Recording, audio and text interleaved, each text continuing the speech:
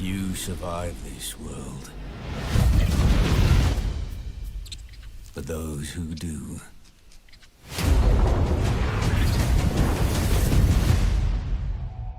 awaken.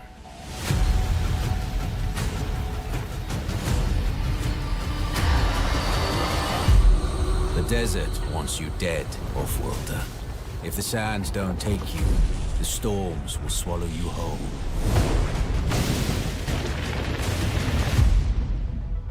But you don't have to walk this path alone. In every danger, there is opportunity. The foundation of something greater. A power waiting to be harnessed. Desert power. Some claim to rule this planet. But Arrakis is yours to explore. To fight for. To conquer.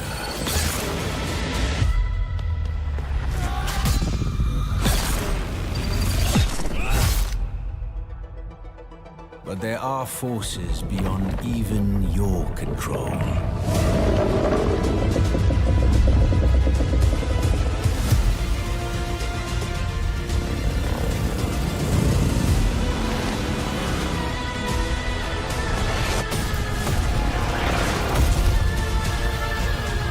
Master Arrakis, and it will open your mind. This is your path to awakening.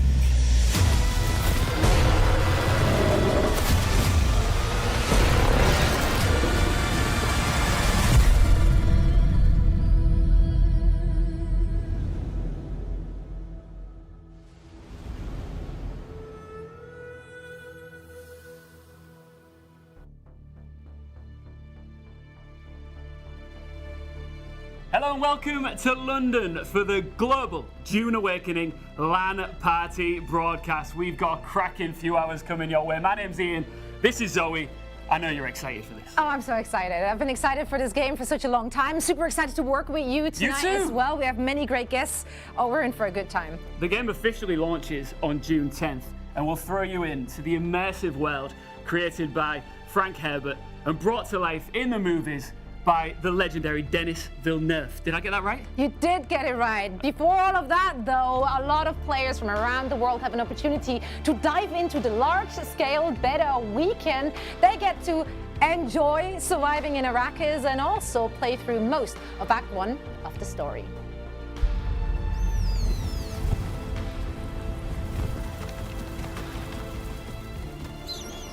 So then, you're not quite dead. Great plots are afoot in the Imperium. And the currents of intrigue run deeply. You will go to Arrakis as our agent. You have one task. Find the Fremen. Wake the sleeper.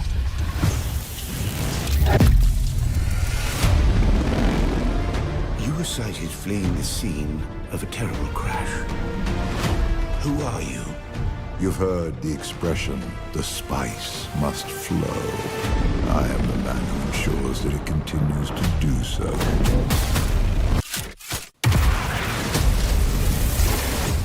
I dreamed of you. Burst in fire. Twin comets in the sky. The seer of lies. I am terrified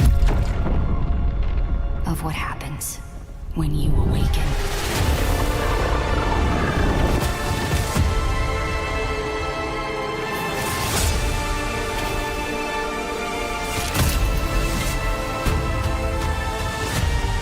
We've all lost our way. You can complete the mission.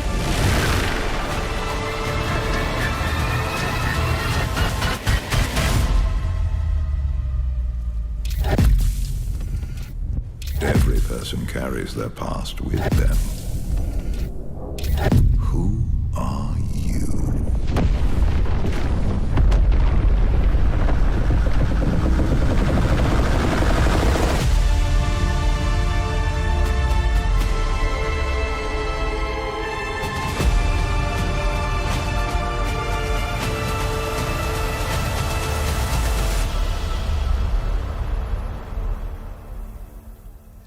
You know what?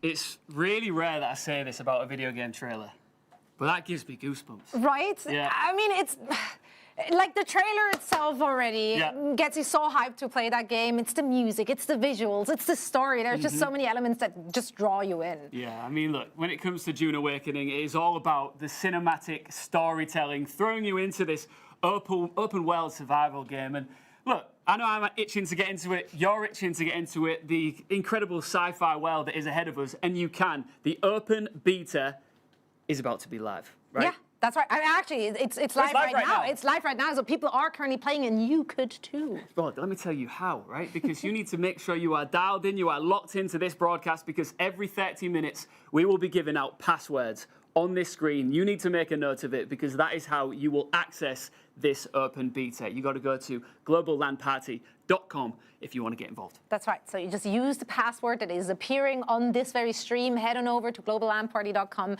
type it in, and get an opportunity to grab your beta key. If you miss out on the first one, don't worry. Every 30 minutes. That's Don't right. panic. Plenty of opportunities, and don't worry, we're going to keep you entertained throughout all of it, because we have plenty of cool things to chat about, plenty of cool things to show you. We have the developers of Dune Awakening, or a few of them anyway, here in our studio, so we get to pick their wrinkly brains about all things Dune Awakening. Also, it wouldn't be a show with the two of us if we didn't somehow manage to find a way to make it competitive. So we're bringing kind of esports into this. We turned that into Dune Awakening esports. That's right, the first ever. We have 2 teams of influencers and streamers, some of our absolute favorites, who will go at each other in a scavenger hunt, which will all lead up to a big brawly battle at the very end of it. And we've got some huge names. You mentioned streamers, some of the biggest in the world that are playing this game for your entertainment and, of course, for that competitive element. And we've got Jackie Jing over in PAX East in Boston. She's going to be touching base with all of the fans out there to see what's going on at the Dune Awakening activation stage.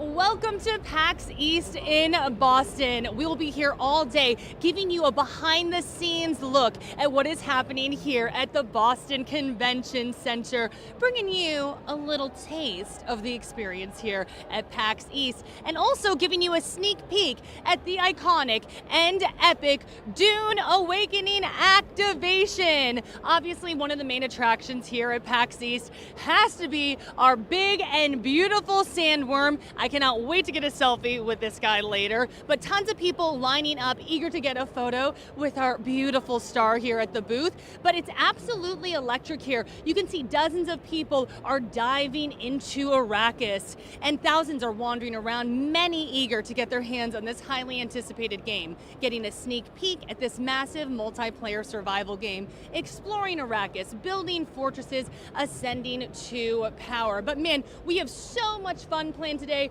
We got giveaways, we got cosplay, we have interviews. So we'll check in with you all later. Thank you very much, Jackie. We will see you later. We're going to be checking in with you throughout this show. And I did see a giant worm there. Yeah, that worm has traveled quite a distance, actually. I mean, that's what they do, right? But I believe that's the same one. Not to say they all look the same, but it could be the same one that we actually saw last year at Gamescom. I got to touch him. Yeah? Yeah. You're not too scared to go and touch it? No. I'm very brave. Yeah? Very brave out there. I did get in trouble with the security guard around the worm, but I did it. I did the thing. I got a selfie as well. So I can't wait to see Jackie's. I'll tell you what.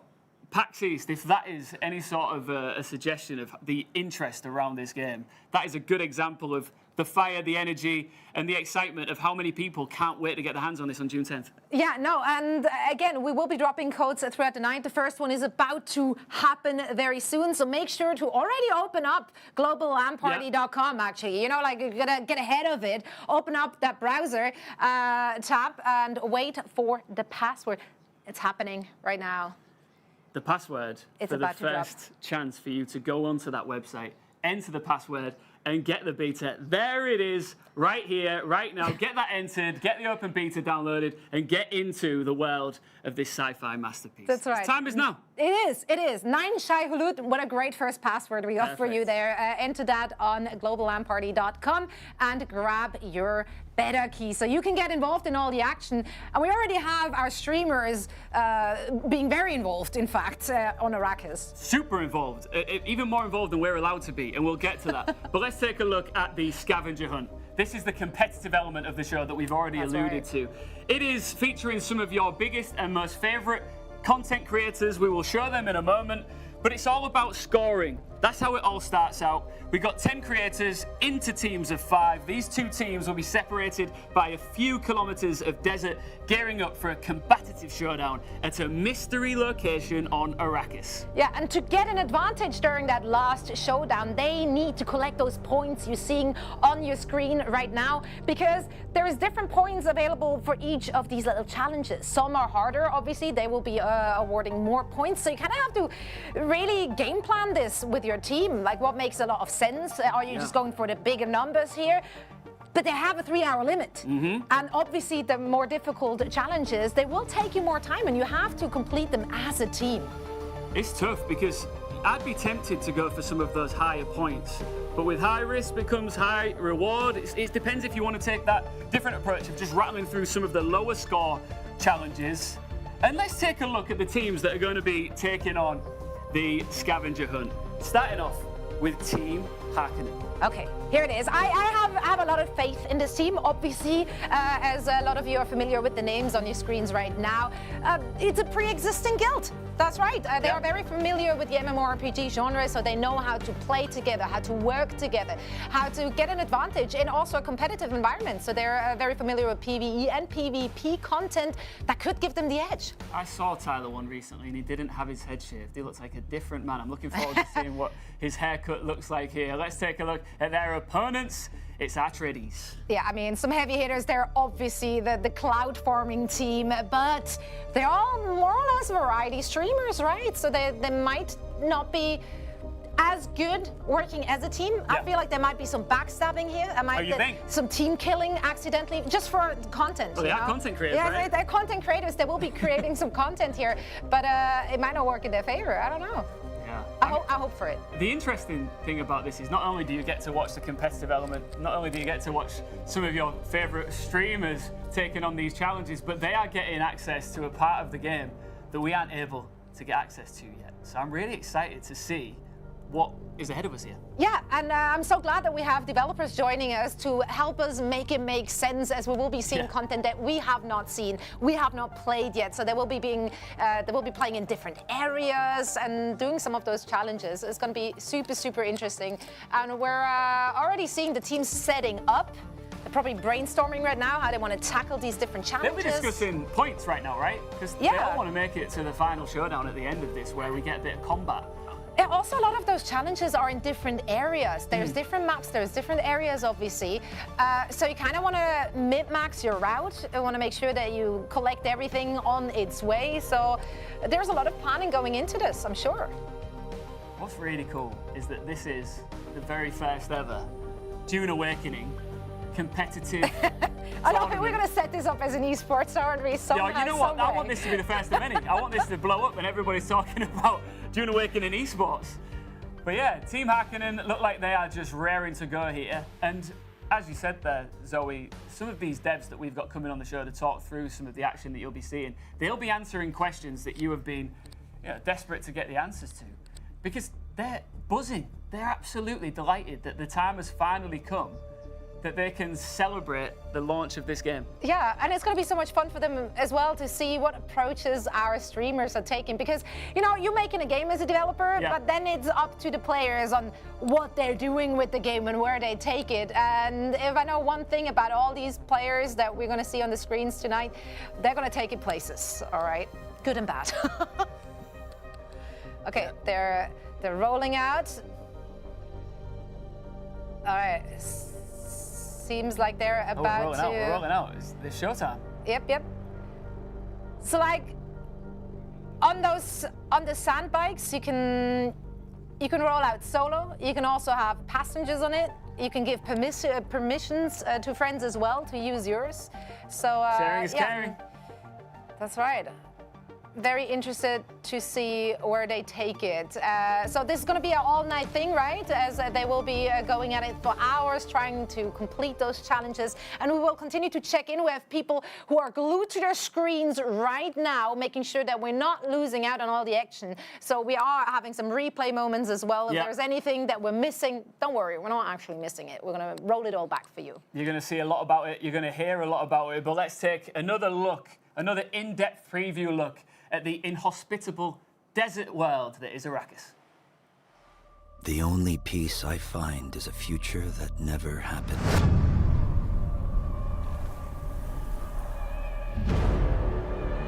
One where I, Paul Atreides, was never born. I created the future until it created me. But I see a narrow way, a path that might have been. What if my mother had obeyed her orders and given birth to a girl? Everything would change. Dr. Yue exposed before his betrayal. A world where my father lives. House Atreides surviving the Battle of Arrakis. Sardaukar deployed to protect the spice melange. A war of assassins spreading across the planet. Fremen exterminated. No Muad'Dib. No Lisan al-Gaib. No Kwisatz Haderach. All of my visions lead to horror. Except for this one. This one leads to you.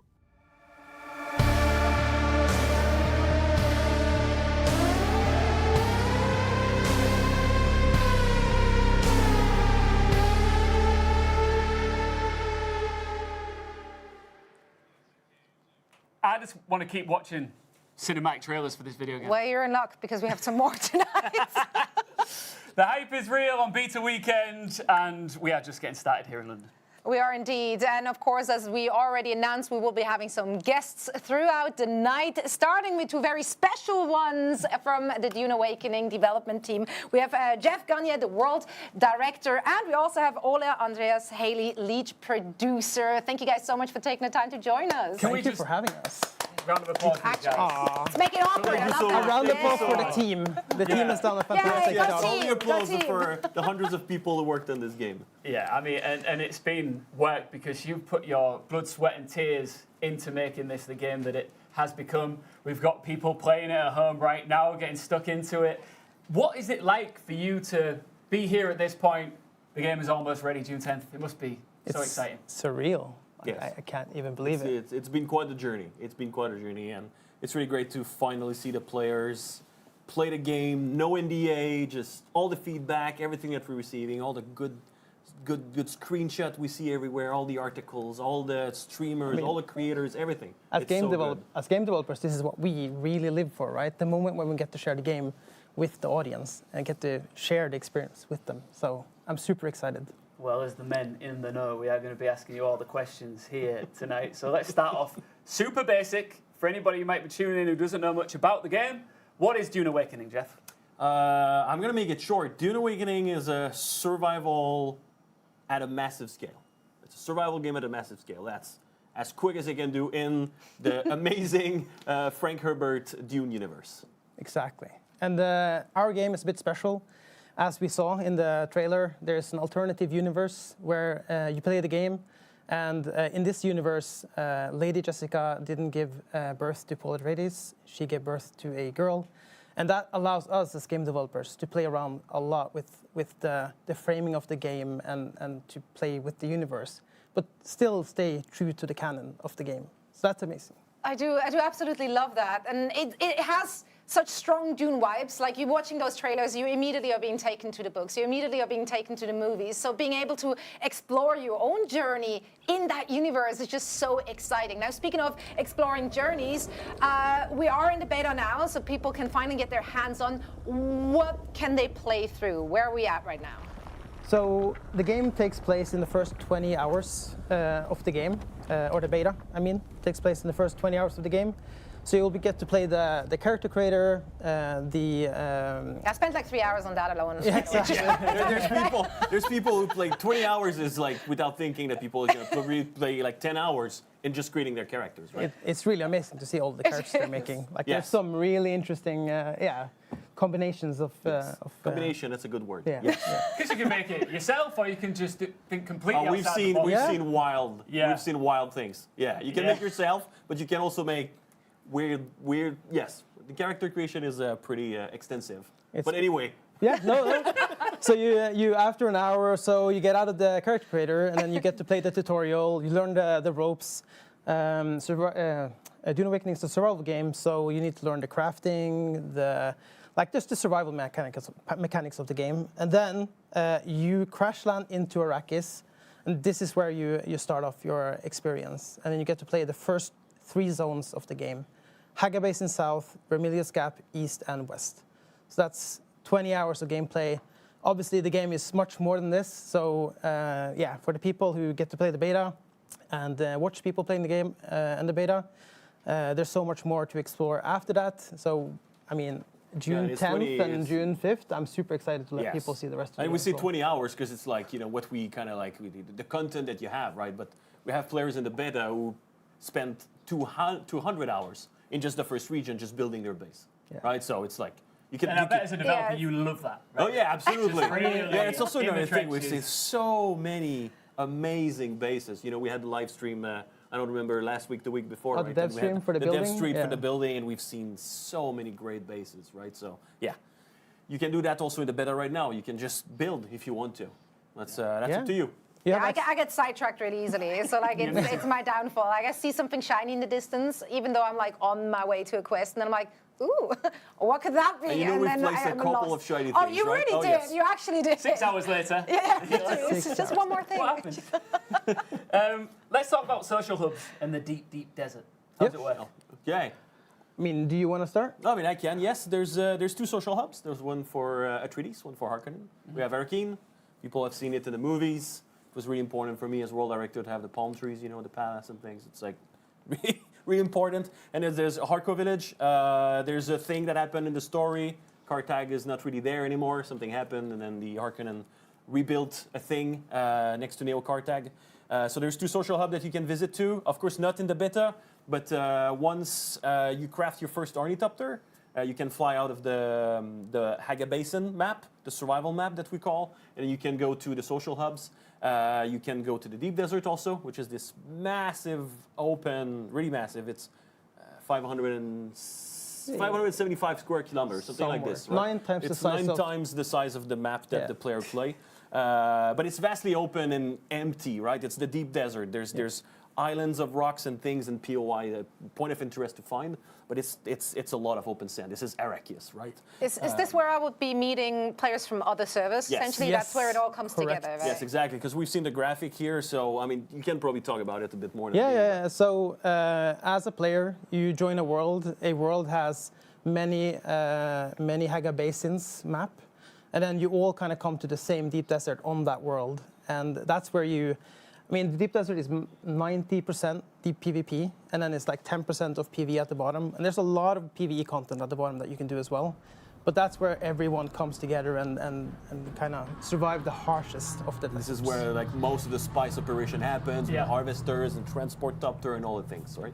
I just want to say that as we look at pictures here on the screen, that it's a marvelous, beautiful looking game, isn't it? Arrakis in there. Yeah, the world team and the artists, well, everyone. I just don't want to say the world team, sorry. I'm the world director, so I always talk about the world team. Right? But everyone has done amazing work. This game looks gorgeous. It's great to traverse in, and you see the night in there. Sometimes you see the northern lights, and they're so beautiful. And there's a lot of beautiful things to see.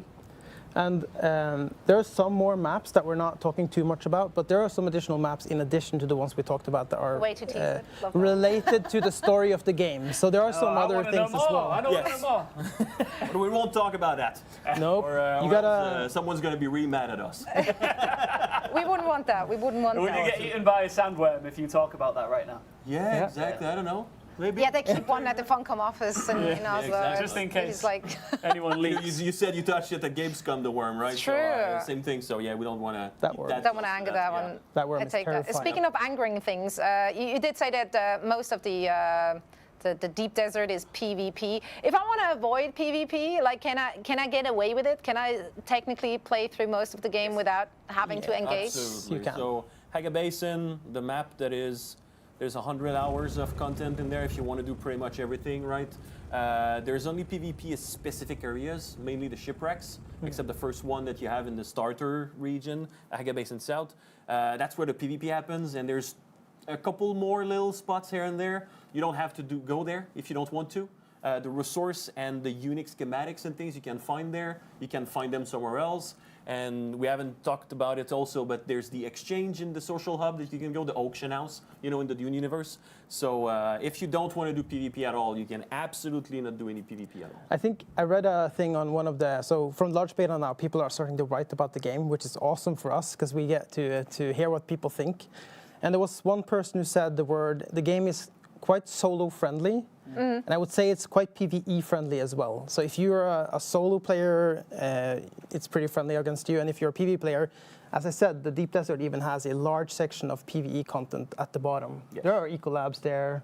Yeah, there's shipwrecks and there's other things to do in there. Absolutely. I mean, ultimately, you can play the game however you want to, right? Yes. That's it's the there idea. for you to just take on however you like. Exactly, that's the idea. You're supposed to put yourself in there. It's a persistent multiplayer open world. So if you want to, you can engage in the social aspects. But if you don't want to, nobody's forcing you. You can play on your own. Yeah, you will just see a couple of people running around or flying around or biking around or buggying around or whatever, right? But you don't have to interact with them if you don't want to. But the world is open and also seamless. Yep. So if you go into an ecolab, that's what we call the Imperial testing station internally, shipwrecks, anything like that. Maybe someone's going to tag along with you, and then you can just.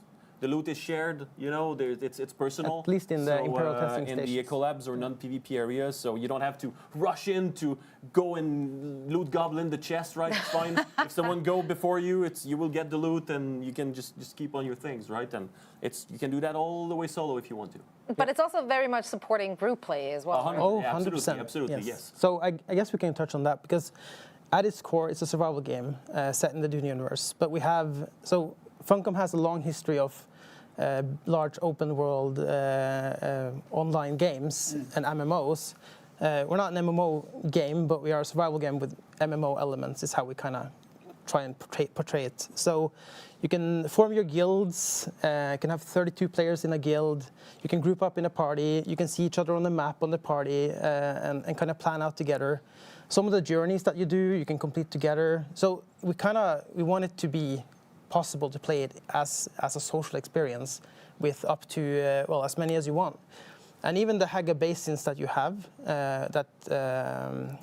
you join, you can also go and visit other Haga Basins where you have friends, which is kind of nice because then it doesn't limit yourself to only that Haga Basin.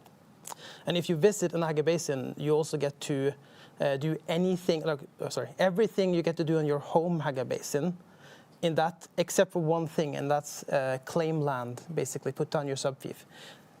Your friends on that Haga Basin can add you as an co-owner or to the permission system on their base, so you can still have build if you want to, but that's the only limitation. And I can do missions and stuff with them, contracts, sure. like Yes. basically everything Absolutely. except from Absolutely. claiming land. Yes. Yes. All right.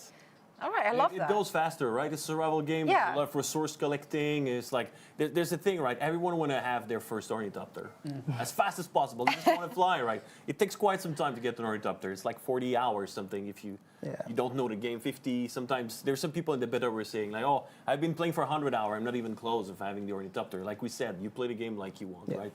And then, but if you play in groups, of course, it's I'll go get this resource. I'm gonna get this one. I'm gonna get this one, and then it's faster to progress in groups, right? We The hear thing with groups is we hear they gotta be organized. Yeah, for sure. Yeah, speaking of groups, let's take a look at our two teams going up against each other right now. I want to know what they're doing. Scavenger hunt, Team Harkonnen in action right here, right now. So I'm really interested to see what you guys make of some of the things we see on screen here. Well, what is he doing right there? Okay, that's cool. They're together. They're at the base of Misa, isn't there? Yeah, I think they're at Mirzaba. If you can look, yeah, we're about to enter the black market at Mirzaba. So you're pretty close. So this is Harkonnen. Yeah, okay, they're close-ish together because I know they have to kind of stay together. So they're fighting Kirabs, which is the second band of bandits that exists. There's many factions. Yeah. Right. The War of Assassin brought a lot of things on the planet. And they're fighting Kirabs right now, they are a bit harder. You can see right here the enemy is a shield, and they are a bit harder to fight in melee. Shooting them right there, that doesn't do anything, you know. They're not taking damage because the shield, as in the universe, I'm shooting with a poison gun though. No, I think they have a poison dart, right? So that does the poison pass through the shield. Yes, the poison, but not the damage of the dart. Can you cure poison in the game? Is that possible? You can use make yourself with that? Okay. Bandages is good against well, you can cure poison and fire. It will take away the effect? Like the, okay. Absolutely. All right. Yeah, he's fighting a camp here. Yep. I mean, supposedly they should be walking Some around good in dash. groups here, right? Yes. Yes. Yeah. So they're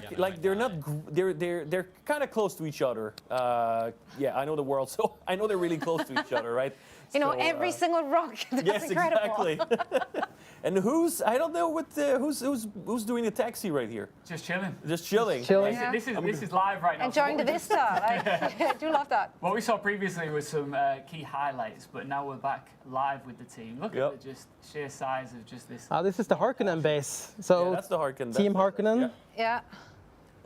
So it's hard to see right here, and without the noise, it's a bit different. But I saw, I'm going to call him Soda, went over drum sand, right? There was these bubble that you could see. And makes a that sound. attracts the worm really fast. Right, So you okay. kind of want to avoid that thing, right? And now, There might don't be go some... straight. No, Oh my God, you there have might to be turn. quicksand there.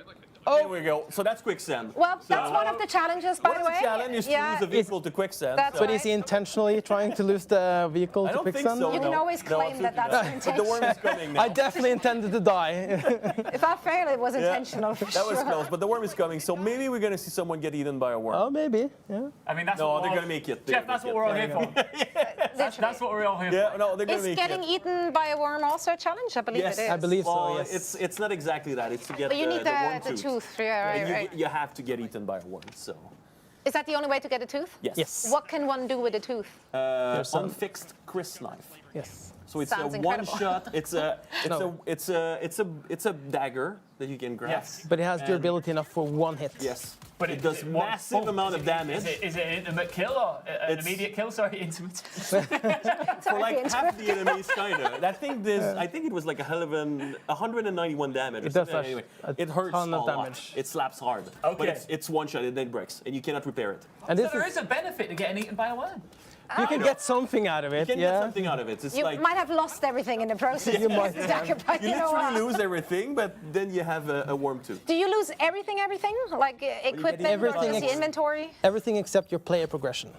Okay. Yes. I'll come out of it like naked. Yeah. Am I stripped? In your underwear, yeah. Okay, love that. The cost of that is not extremely high in the game, but there are things like that Yes. it was really important for us to really make sure that like you don't want to get eaten by the worm. The Yeah, worm it should is be a the punishment. Dune thing. Yeah. Yes. Yeah. So it's punishing to get eaten by the worm. It's the ultimate threat, basically. Yes, exactly. Let's jump in with the Are you seeing Shroud now? Yep. Atreides. Let's have a look where they're at. We'll be Gonna with suck Shroud. some There he is. blood. Yep. Oh no, maybe not. Yes, maybe yes. Do we Get know some what kind of blood. challenges? Yeah, one of the challenges to Kill slavers, isn't it? yeah, there's skilled slavers, but there's now they're killing Kirabs, but there's what? Survey a region is, I believe, there's what that, they're what's the doing. other? So they're Process- trying to get those process- probe launchers. Easy points. 18k. Oh yeah, he's milliliter gathering of blood. That's He's what gathering he is blood. doing. Yep. All right. So it seems to me like they're going for the low scoring points here first. Would that be your approach here? Or would you just go for the Well, big you know, numbers? I made the challenge and I know the world by heart, so I would do all the 50 like this. Right? Because you know where to go. Like that's helpful. So you would be the ultimate team member for either. Oh of them. yeah. It's like easy win. For sure. There's some really cool challenges there, though. Like climbing the Hand of Gidir. That's a cool challenge. Can you get through that with the stamina you have? No, you have to have like. Oh, there's some ledges you can Is there? rest on. Yeah, there's level design. I've created a path that goes all the way Okay, to so the top. there is a But it's- logical way to do Yeah, it. there's a logical way, and it's. I just started scaling. I was just like, I got this. No, I did not. But that's the thing, right? You can also just climb wherever you want. You True. made a path, and then there's loot on the way. There's corpses of people who attempted. You can loot them, suck their blood and things. And That was actually quite amazing. I was watching a stream from one of the people playing the beta, and I think he said like, "Oh, I just want to climb that." And he was just pointing at the what it was was a it? Mirzabah, Mirzabah, the big yeah. hammer looking like. And he was like, "Can I do that?" And he just started doing it, like you're saying. He was just starting to do it. Narrator voice. Finding did it. small ledge to stand on, and then it was so cool to see him just scale the entire thing. Yeah, the amount of swear word he said in his video, that was wow, this is so fun. An expression of excitement. Listen, speaking of excitement, speaking about awesome, breaking news here, globallandparty.com is where people have been going to input that first password to get their hands on the weekend beta. The first 10,000 gone. Really? Yeah. Wow. First That was 10,000 fast. gone. That's so Pretty cool. fast, yeah. Quick, but remember, I mean, I can't remember how long ago that was now. That was about 20 minutes ago. A new one is dropping in 4 minutes, so stay locked in right here. This is where you will get your password to get on globallandparty.com to get your beta code. It's not a surprise that the first 10,000 just flew out like that. It really isn't. And I mean, just watching other people play just makes you hunger for, Yeah, it does. for more. They are quite advanced in the game already, though. Obviously, people who are just jumping in, Yep.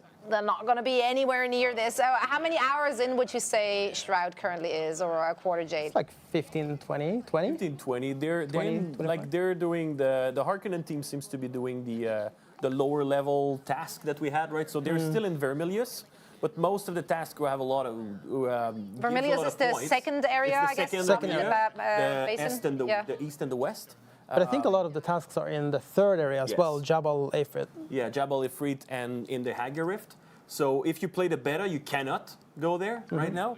So we're showcasing kind of like after you were done with the beta, that's the next thing you're gonna explore, right? Okay, so we get a bit of a sneaky preview. I Yes, love Get a that. sneak Do you peek. need an ornithopter to get into the rift? No. there? Absolutely. No, I can just You can- climb down. You can do the entire Haga Basin map without an ornithopter. You need an ornithopter to get out of Haga Basin, except for the social hubs. There are some ways to get there, not in the large beta, but you can grab a. There's a pilot in this trade post, the Anvil, and then in the Griffin's Reach trade post. Yep. I know This is that's cool. awesome. Love that. Cinematic, that's good. Oh, that's really cool. I was not expecting that thing to pop in, but yeah, that's good. Yeah. Should we bring the sound up on this? Should we have a listen in? I love the animation and audio design. The funny Tyler, thing what direction are you like in is correspondence that, to the base? our animator, Camille, Okay, no, not peekaboo? Camille. Sean? Shit, I forgot the name. Camila, I think. Oh, Camila. Yes. She's the one mocapping Maxim. Right? So now, whenever I see Maxim now, I just see her because that's her movement. I remember seeing in our internal comms the video Yes, of her exactly. Of her mocapping. mocapping. Yes. It was awesome. It was really good. She played that really well. So every time I see his bald dude, Currency? I just think about her because that's her motion, right?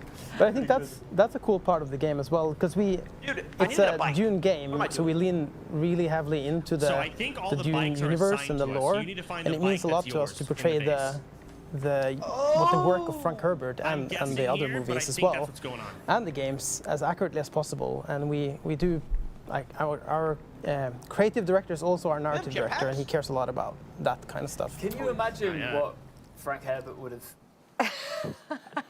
thought? It was like, oh, and now there's a game about the book that I'm. Yeah, that must be wild. But with so many must be, layers to yes. his Yeah, original absolutely. concept. Yeah, And now this. I wonder what he would think about it. It's really What do you think he would say? That's a really good Let's question. put some words in his He would be mouth, playing shall this we? game. Yeah, I know, exactly. What would he say? I don't He know. would be playing this game. The red is not red enough. Like, I don't know what he would say, right? It's not sandy enough. I don't know. I think you'd say June 10th, get your copy. That's what Because of course, That's right. you look at the movies, and it's like, you know, Denis is. I'm from Quebec too, so you know it's really good. The movies are so amazing, but also it's like it was made for the movie, and we're making a game, so you know we crammed a lot of content in the map that you're like, well, if it was just an open desert, right? It's like so there's a lot of things in there, lots of different biomes and things. So I don't know how Frank would think about it, really. They'd love it. I hope he would I be. hope so. Love it. I hope so. Absolutely. There's a lot of beloved characters, NPCs in the game as well, that if you Yes. are familiar with the books or the movies, you go like, that guy! Like, Exactly. It's really exciting to stumble upon them. There's a lot of, for people who are really into the lore, there's a lot of things, really small detail that you can see in the game and read about the lore, like even in item description, like that unique schematic of a knife that you found. It belonged to that guy, and then that guy, if you know the books, you're like, oh shit, that's the son of the this and the this and the that, right? Because like Ole was saying, Joel, our creative director, is also narrative director. He knows everything about the universe, right? Yeah. And he read every little detail. So there's a lot of things, and when you go to testing station, there's audiobooks that you can listen to, and that's also a lot of lore, and yeah, there's a lot of things. He and the narrative team, I mean the entire team, really cares a lot about that. So there's so much narrative tidbits, and even if it's an alternative universe, we still have a lot of familiar characters from the books and the movies that are in the game. So you will be able to meet them as well. And the good thing with the alternate universe is that, well, most of the people who die really quickly in the movies are alive. Are alive. It's a spoiler. We talked about it many. We said it so many times in the past, and all the Jeff, Ask Me Anything. I was going to watch it tonight. Oh no! I mean, come on, man. That was my entire Spoiler weekend. about the movie. Oh shit! Sorry. No, I think it's really important, and it must have been a tremendous task for you guys to have a tip of the hat and stay true to that lore of the books and the movies while also creating this alternate universe. Yeah. It must have been a really difficult balance to find, but then ultimately a rewarding one. We talk of this internally as well. It's kind of like a special once in a career type experience or opportunity, working on a game and an IP and a universe like this. I mean, this is it's a pretty special experience for the entire game, and we work on it for I don't know how many years now, a lot of years, and it feels really good to see it kind of all come together now and get the players to play it. There's obviously a lot of constraint, right? And there's a lot of players who probably will come into this game not knowing anything about Dune. For sure. Just see an open world, I want to go play there, right? Yeah, that's a desert, right? Yeah, there's a lot of sand. Yes, of course, that's you're an Arrakis, right? So there's not like forests and trees and jungles and things like that, right? In the world, right? So yeah, there was a lot of constraint, but that was also really good to give us a frame. Yeah. And the first design principle in the game from Joel, the creative director, was that you have to make your design fit Dune, not Dune fits your design. Yeah. So there's a lot of cool, crazy thing that we had to basically shelve or cut because it was just not Dune, right? So it's like, oh, that would be so good in the game. Oh no, we can't. It's not Dune. All right, it's just we cannot do that. Okay, let's find another thing, right? I mean, one of my favorite activities in the game, and I think it's one of the, is it one of the activities that they have? Like going out, like just before the break of dawn to harvest dew, like using the dew reaper over the dew fields. It's such a serene, nice moment because you see like the break of dawn in the time of day, and it feels like you're at The peace. music kicks in, you know, Music the kicks little in. soothing. You're just walking the fields, gathering water. It just That's where the soundscape so nice. comes in for this. It's just like so an immersive experience. Guys, I could talk to you all night, and we will. We're going to have you back. But one of our teams, Team Atreides, has completed their first task, which is lose a vehicle to quicksand. They get 10 points on the I can't board. believe that's the first. Well, that was a really easy task. You just need to know where the quicksand is. Yeah. Well, there How does the player identify quicksand? There's like smoky, dusty particles above the sand. And then if you go on the map, if you survey the region or you discover the region, there's also markings on the map for it. So you can see that, and if you're above, the color of the sand is different. Yeah, also. a little bit. And there's the smoke, and then if you're getting closer, there's also bubbles. Yeah, you bubbly. see it and wavy. you hear also when you're closer about the quicksand. But usually, because you're driving really fast on your bike because the worm is coming, and then it happened like we saw on the video, drop straight in quicksand. You're like, oh shit, something's happening now, and then you're trying to. We used a bit of time to balance that. It was pretty hilarious in the beginning because we were quite harsh with the balancing. So when we played it, people were like, oops, it's quicksand, and you had no chance at all. This is a really random question I bet no one's ever asked you. Can you make a klaxon sound? A klaxon? Yeah. A what? No. What about an alarm?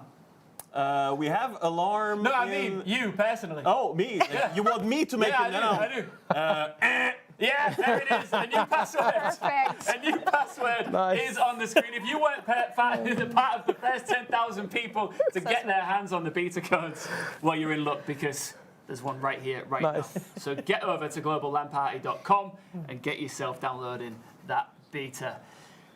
Wait, there it is. It's gone. It's gone. It's gone already, but it was Muad'Dib, but we spelled it really funky. So, scroll back wherever you are. But I hope that some more lucky viewers are copying that key. Now it's time for us to send it back over to Boston to see what Jackie's up to.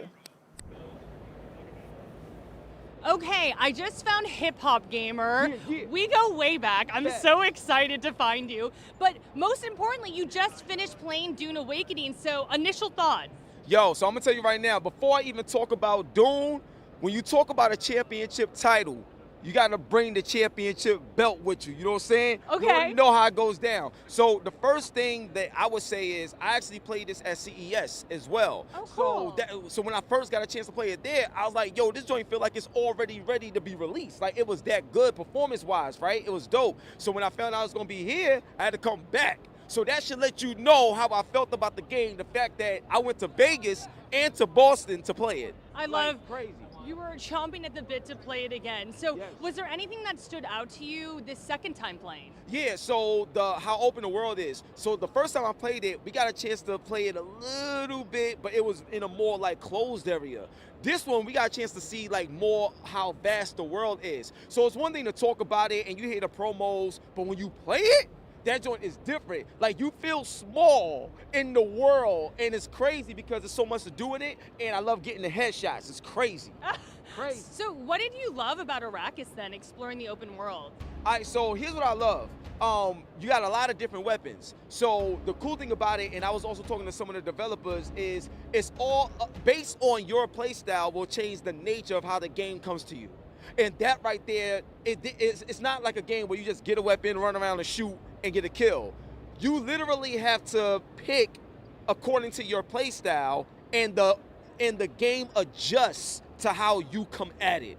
That right there blew me away, especially in such an open world experience of a game. That was surprising to me. Okay, so you're digging the gameplay. Yeah. What were you thinking about the visuals? Obviously, like, we're really pushing the storytelling here. So. Yo, the graphics is clean. What are you talking about, son? So first of all, not only is the graphics like clean and stuff like that, I love how easy it was to set up. So I want y'all to understand something. We're at a big event. You know, internet connections could be crazy. We got on the server. Everything was fine. It worked smooth. It was great. And we was able to play together. That right there is important because you want to be able to get in and get it on. You know what I'm saying?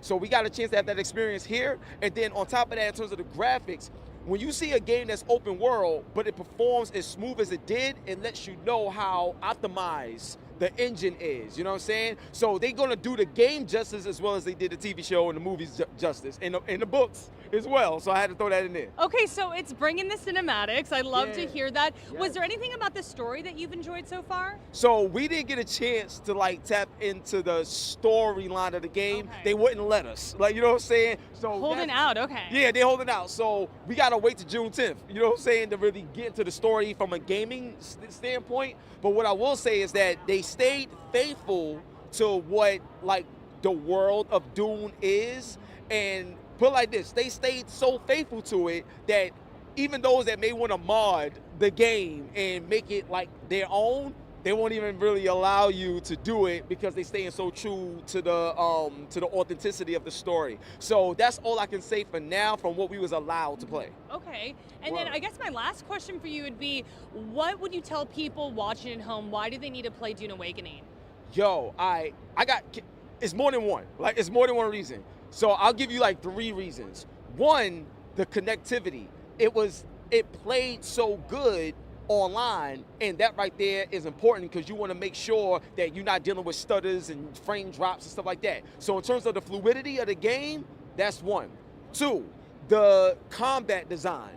The combat design is crazy because you have so much variety in how you kill your enemy. And that right there is crazy, especially when you're playing with people. That right there is fire. So you never feel like the game is getting stale. Like it's always fresh, and I love that. The third thing is the exploration. All I gotta say is we're at PAX right now. They got a big giant worm statue over there, right? When you get to that point, when the worm come out, game over. You see me? You see me? When the worm come out, the game is over. Period. Dune Awakening, June 10th. Play that joint. Hip Hop Gamer, I love you so much for bringing God so much bless you, enthusiasm. superstar. Do you want to go take a photo with the sandworm? Oh, let's go. let's go. All right, we'll be back later. Sandworm photo time. I love him. Hip Hop Gamer just moved 1 million pre-orders. Jeez. In a couple of minutes there. That was amazing. Wow. He was right amazing. about everything. The graphics is clean. I got hype about the game. That was so good. Where's my beta key? Actually. Give this man a job. Yeah, for sure. Yeah, I'm sure that's not the last we heard of Hip Wow. Hop Gamer. He's got another fan right here as well. And there. And there. I'm a fan. Damn. Oh yeah, that was amazing. When the worm comes out, Wow. Game over. Well, it's not love game it. over for us just now because our rotating evening has only just started. That's right, that's right. That guy is my hero now. He's so wow. I love him. So much excitement, not just from him, from everyone around the globe, of course. It is Beta Weekend right now. We have so much more to discuss here on this very stream tonight. Next up, we're going to have 2 more guests joining us. It's going to be Alex Shumako, the expert designer of combat, and also Viljar Sommerbach, the senior game director. All of that and so much more after a quick break, so stick around. when the worm comes out.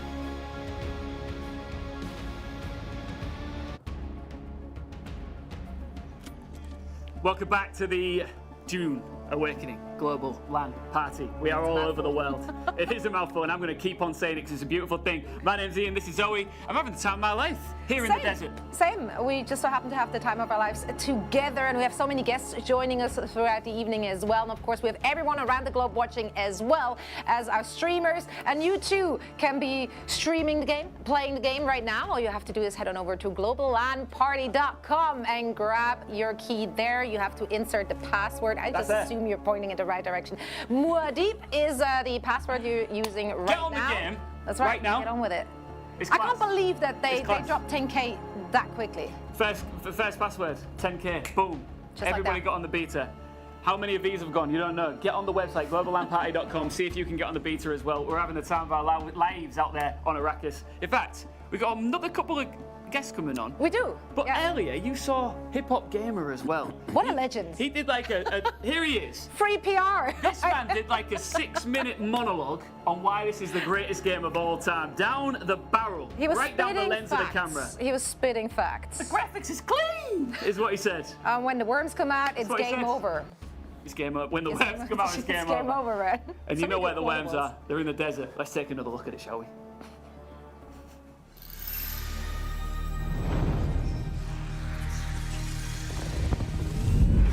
Welcome to Arrakis, the most dangerous planet in the universe.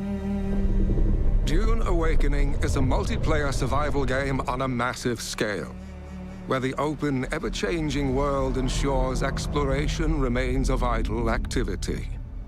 Join us as we traverse the breathtaking landscapes and uncover what the sands have hidden. Follow in the footsteps of the native Fremen and learn to overcome the deadly environment.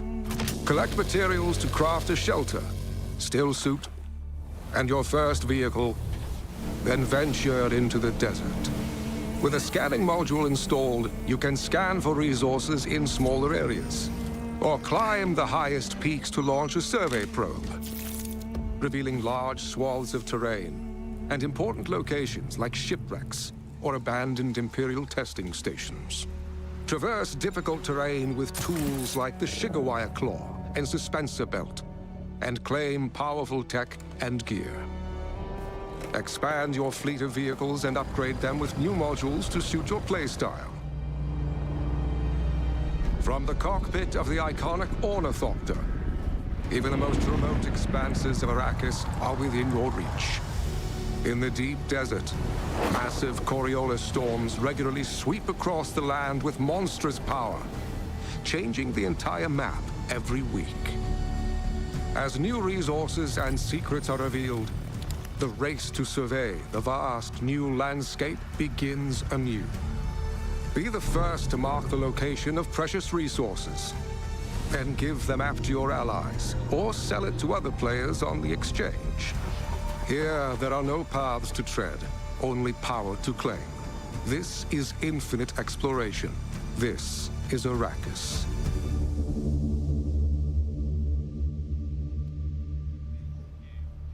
Welcome back, one and all. We have so much more fun things coming your way tonight. One of them being another chat with some lovely developers. So let's welcome them to the show. We, of course, have Alex Shoemaker, the expert designer for the combat, as well as Viljar Sommerbach, senior game director, joining us for some questions and answers. I can't wait to pick your wrinkly brains. Sorry. Fantastic. Oh, yeah, the applause. Let's make everyone feel awkward. There we go. Thank you for bringing this. Thank you for having us. I know that you've worked tirelessly on bringing this to life and to the market on June 10th, by the way. Of course, we've got the closed beta going on right now, the weekend beta.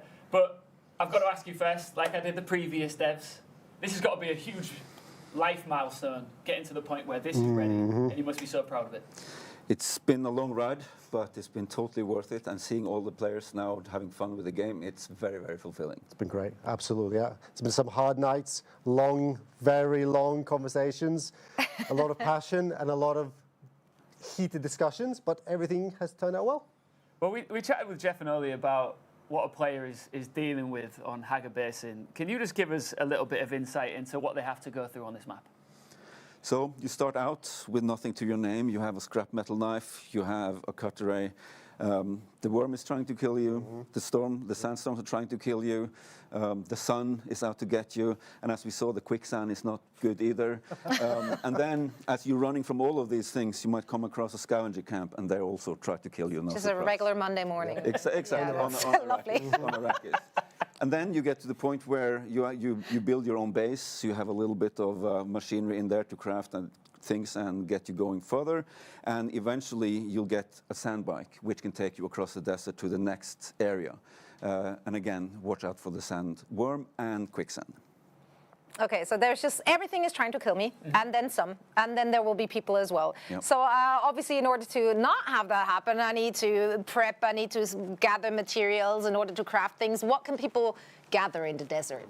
So when you start off in the south, you'll be able to only access very, very low tier resources. You'll gather these to start your journey by building your equipment, your base, and your mode of transportation. Fuel is important. You have to find it to be able to cross into the area where we saw our streamers playing through, where you will be exposed to more dangers the further you go north. I feel like water's really important, right? Right, very. Hence why I just want to stay hydrated. Yes. That's right.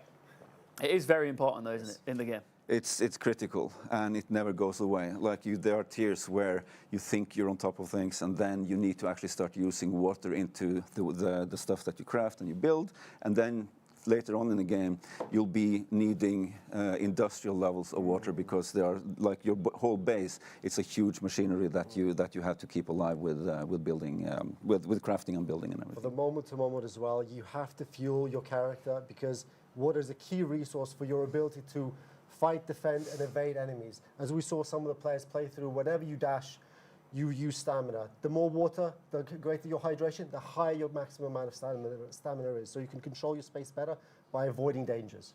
And you dehydrate when you're out in the open desert in the sun, I assume, right? Very punishing. Like I said, like we saw the bar move up and down a couple of times where the players were in the open.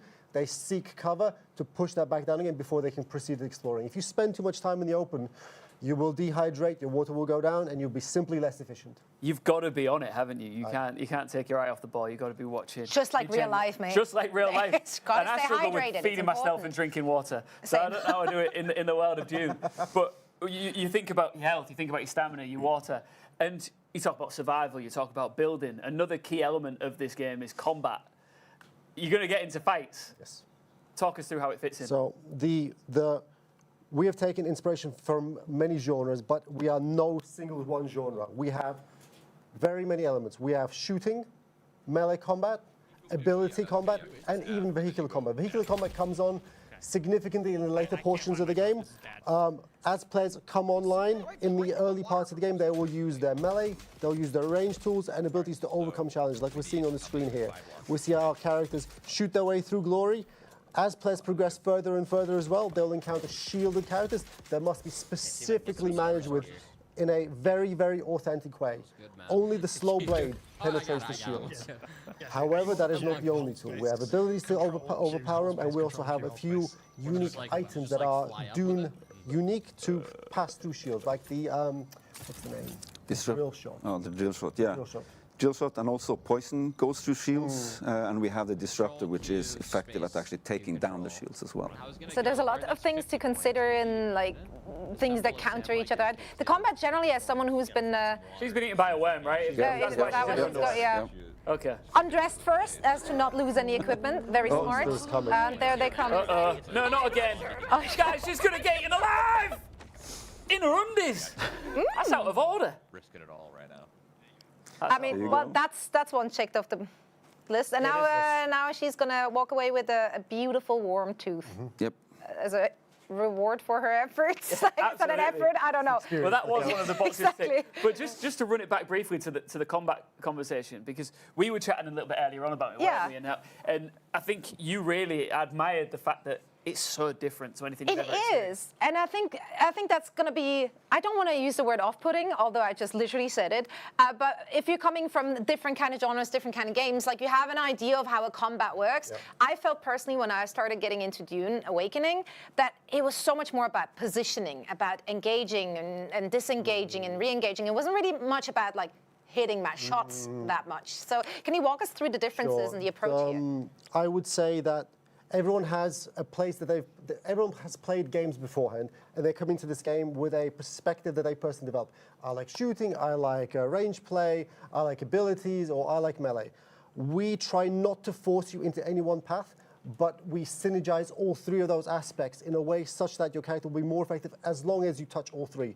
And by touching and using all three aspects, you'll be able to flow through the combat. Like everything flows into everything else. Shooting flows into your melee flows into your ability play flows back into your melee. And you go in and out and in and out. And it's a dance between characters that eventually, as long as you manage your resources, manage your cooldowns, your consumables, you will succeed.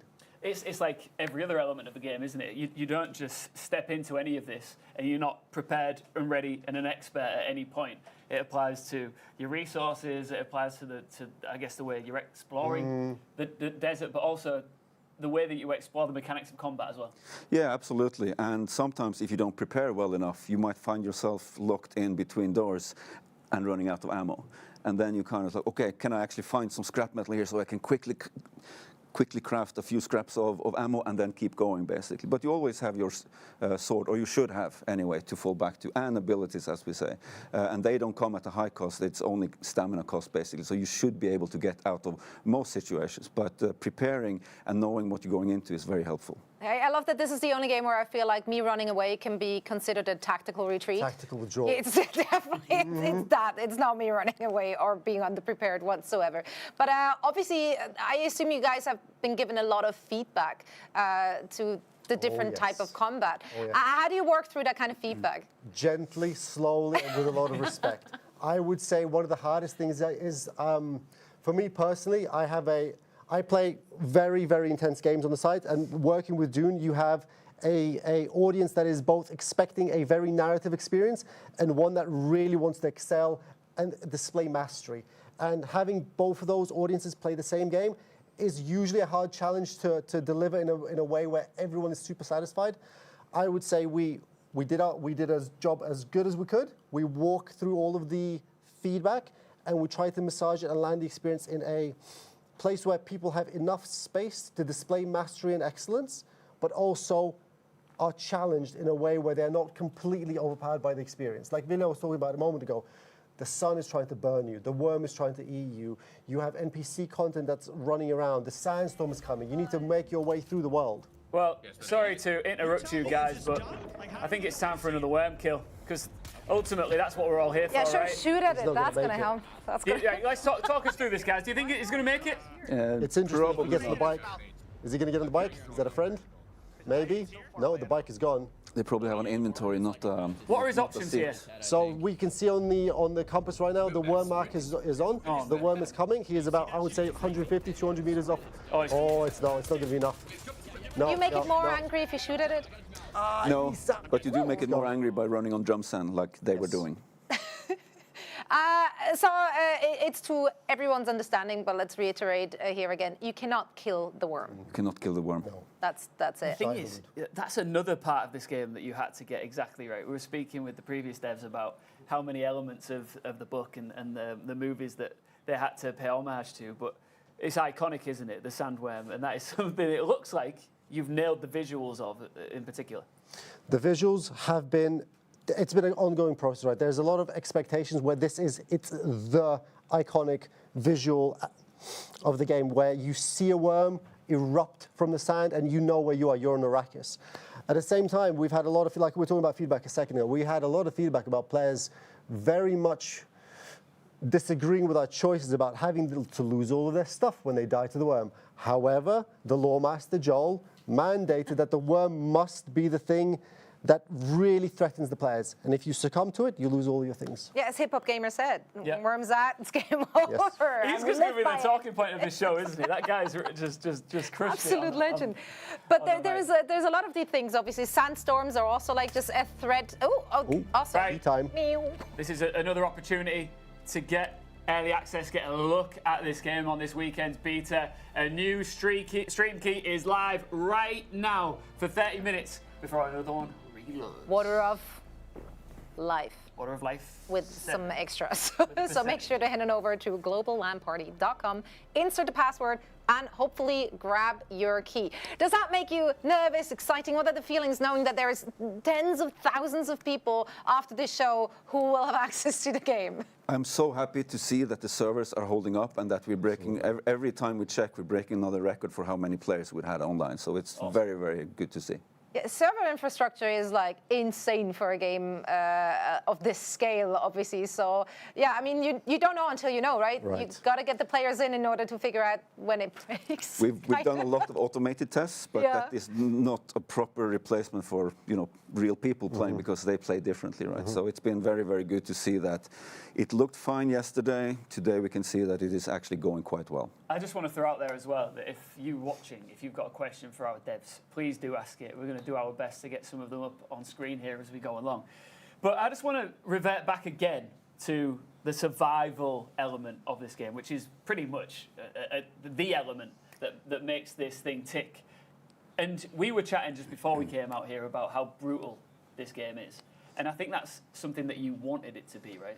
So it's been a fine line to walk because we wanted it to be an approachable game. So not just hardcore players would enjoy it, but anyone who just want to play a good game, right? On the other hand, it's the harshest planet in the universe. So how do you balance those? And what we did was being lenient in some areas, but then giving you a big heads up. This is where you really, really, really need to be careful.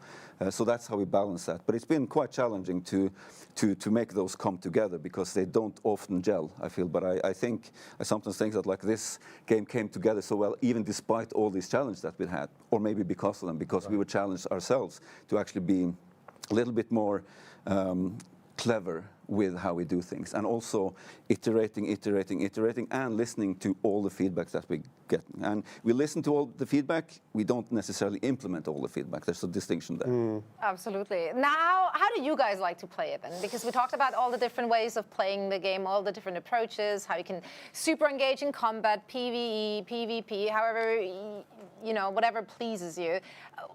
For you as a game dev, can you still just enjoy the game as just a player, or do you have your game dev goggles on constantly and nitpick? So this is probably one of the hardest parts of the job, is when your passion turns into career, you usually have to find another very strong passion to wing it at the same time. So when I play, it's very hard for me to take my glasses off and just enjoy the game.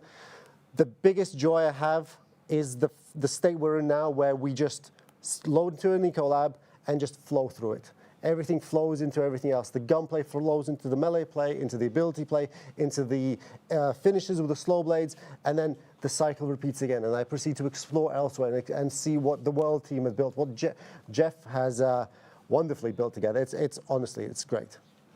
It's a masterpiece, and that's how you're playing it. Let's see how our streamers are playing it right now in our big challenge, the scavenger hunt. It is head-to-head, and we're seeing a lot of these challenges start to get ticked off the board. Well, I say that, we've only got one. We've got two. We've got two ticked off the board right now. Survey a region and lose a vehicle to quicksand. So we're looking at 25 points so far, Zoe. That's for Team Atreides, right? Yeah. So that's just Team Atreides. I have faith that Team Harkonnen has more. And I am wrong, as per usual. I'm disappointed, not angry, just disappointed.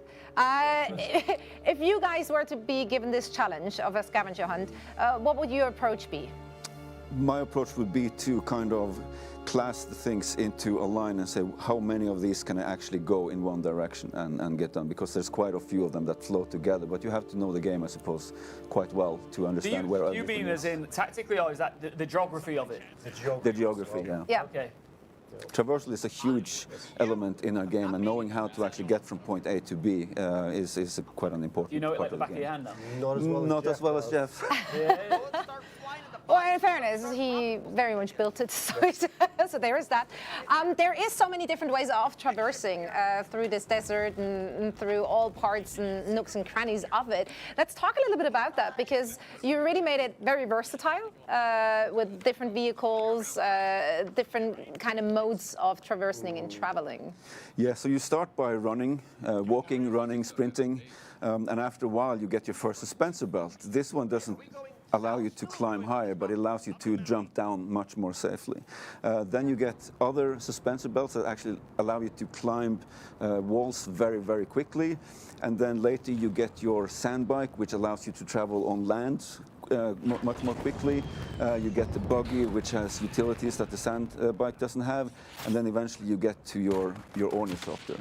And also, we also have a climbing, as I think maybe Jeff mentioned earlier, which is also a really, really important aspect of the start of the game. You mentioned sand bikes there, and it is one of the challenges here up for grabs. 50 points. Assemble a sand bike MK2.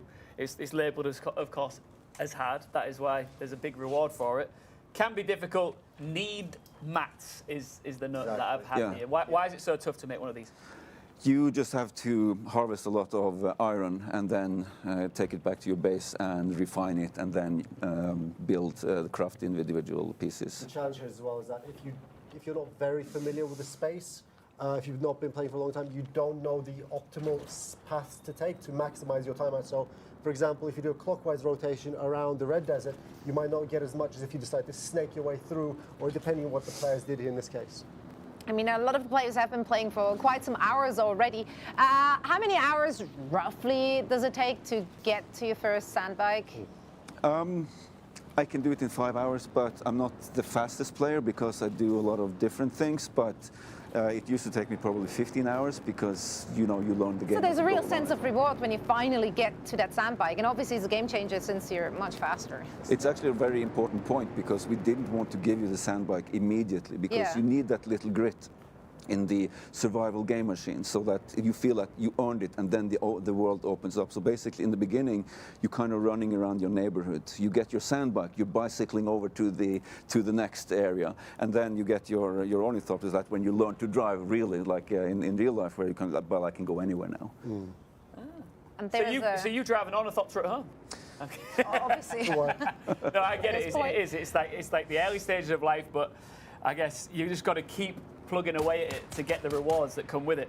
You mentioned earlier on about how you enjoy the feedback. We've got some questions coming in for you guys from you watching at home. Let's start with the first one. This is from Wolf King.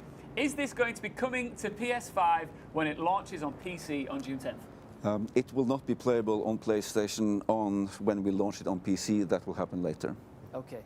So but it is coming. We are going to. It is coming. It is coming. A little birdie told me that it might be at the back end of next year.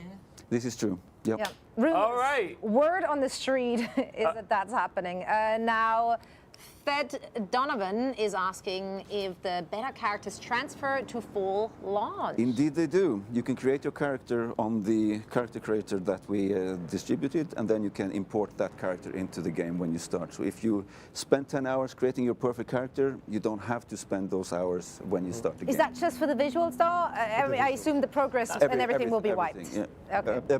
Progress in the game will be wiped from the beta, but the character creator, you will have the planet you came from, the class or the archetype that you chose, and obviously the looks. Okay, so I can save that 3-hour character creation. When do you ever get the chance to ask devs of a video game questions live? Keep them coming in. But for right now, let's go over to Atreides and talk about combat. We're seeing it right live in front of us. Talk us through some of the action we're seeing on screen. Absolutely. So here we see one of the iconic elements of Dune, which is the Holtzman shields. Holtzman shields are the perfect barrier. You have to perform very specific actions to overcome them. In this case, we're seeing a player try to... Knee charge. Oof, he failed to dodge and proceeded to get kneed to the face. He's done so. Is he going to stand up again? Oh. Nope. Oh. Still got some life left in him. He needs to get some distance and either counter parry or use his abilities to control the shield of the opponent. And you saw that they ran out of stamina as well, so they didn't have any more chances to dodge in this case. Oh, we switched. Okay, no worries. The interactions with the shields require you to find the correct counter to them, either by slow blade penetrating through them or using specialist actions like your abilities or specialist tools like the drill shot or disruptor. I can send some command. See where you see our players here with shields working their way through. Let's see what will happen. That's a parry, follow through. Boom. Ooh, nice. Can you walk us a little bit through the slow blade there? Absolutely. That's a very important mechanic, obviously. The slow blade in the version that's here, because there's stuff that we reacted to from the player feedback that we'll tease about maybe in a few moments. In the version that we're seeing on screen, players must disable the opponent to be able to push through their shield. Here, we did not disable the opponent correctly. Let's hide and disable. One. Oh, this is unshielded. Whenever a character chooses to shoot out of a shield, the shield will go down. You risk yourself by being able to send bullets out of from your character. This is actually one of the most challenging elements to nail in a game that has both melee and shooting, because it is a seesaw that is never perfectly balanceable. And the shield and the narrative that it provides is almost the ideal solve for this dynamic, where we have shields allow players to engage with each other at melee and at range, but also not instantly evaporate because the time to kill is very, very high. Or sorry, excuse me, the time to kill is very, very low, so you die very quickly. It gives people the ability to react to situations that would normally would not be as engaging or as fun to be in. If you're not a patient fighter when it comes to combat, are you referring to yourself? Asking for a friend situation. So can you still do well? Or? I think this is the perfect game for that, actually, because the number of actions that you do second to second is higher than in many games, because as we said, there's melee, there's range, there's ability, and you're actually expected to use all of them in combination. And fighting against one enemy, fine. Fighting against two, okay, gets a little harder. Fighting against three enemies, you might consider bravely running away, as you touched upon earlier. It's a tactical decision. Yeah, exactly. Stating that again. But, so that sounds like there is quite a learning arc then for the player, right? Because they have to understand how the different ways of combat interact, and they also need to understand what the enemy can do in terms of their abilities, their weaponry, their shields. By playing and observing, players will learn the dynamics that they need to not adhere to, but to navigate between. For example, if you really want to play a ranged specialist, you can, but it means that your customization and your equipment is very much geared to that one thing. Where if you activate all of your buttons in the correct order, and if you have all of your progression set correctly, you can deal with most shielded characters. But it will be at the detriment of someone choosing to find you melee. And it is important to note as well that you can play the Dune fantasies of the archetypes that we have, like the Swordmaster, the Bene Gesserit, and things like that. So we're not demanding that you play in a certain way, but to me at least, I think the optimal way is to be very, very flexible and in the abilities you choose, and going back and forth between this is range, this is close range, and then running away, coming back, using abilities to actually make sure that you only fight 1, 2, max 3 enemies at a time, and then as you take care of them, the rest come into play. Let's see some more combat. I think we might have some more lined up here that we can talk through. See what happens. They're going to try to descend from above. It's a shooter. Someone hitting right, we love that. Yep. Let's find them out then. These look like unshielded characters so far. Is that what you mean? What is it? One, Nice. two, We're all here. oh. We made. Wait, no. That's a lot of people. That's one shielded characters. Help. Are these players fighting each other? Or these NPCs? No, right, so here we are trying to push through the shield. They've landed a Bene Gesserit ability, and they control the target to down them. Yep. Beautiful. Then let's take a look at the other team who are taking over a camp here. Lovely work, pushing through the shield. Oh, nope, too much. Good dodge, though. Yeah, that was nice.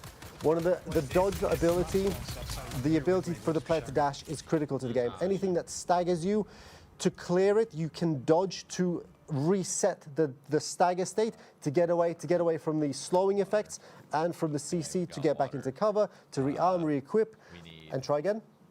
And we chatted a little bit before the stream. You said you kind of reworked the stamina part. Can you maybe walk us through that one again? Would you like to take this? I can speak a little bit about it. So basically, we've looked for ways to balance things, to have more of a resource management in combat. So we've gradually increased the importance of stamina, how that works into the game.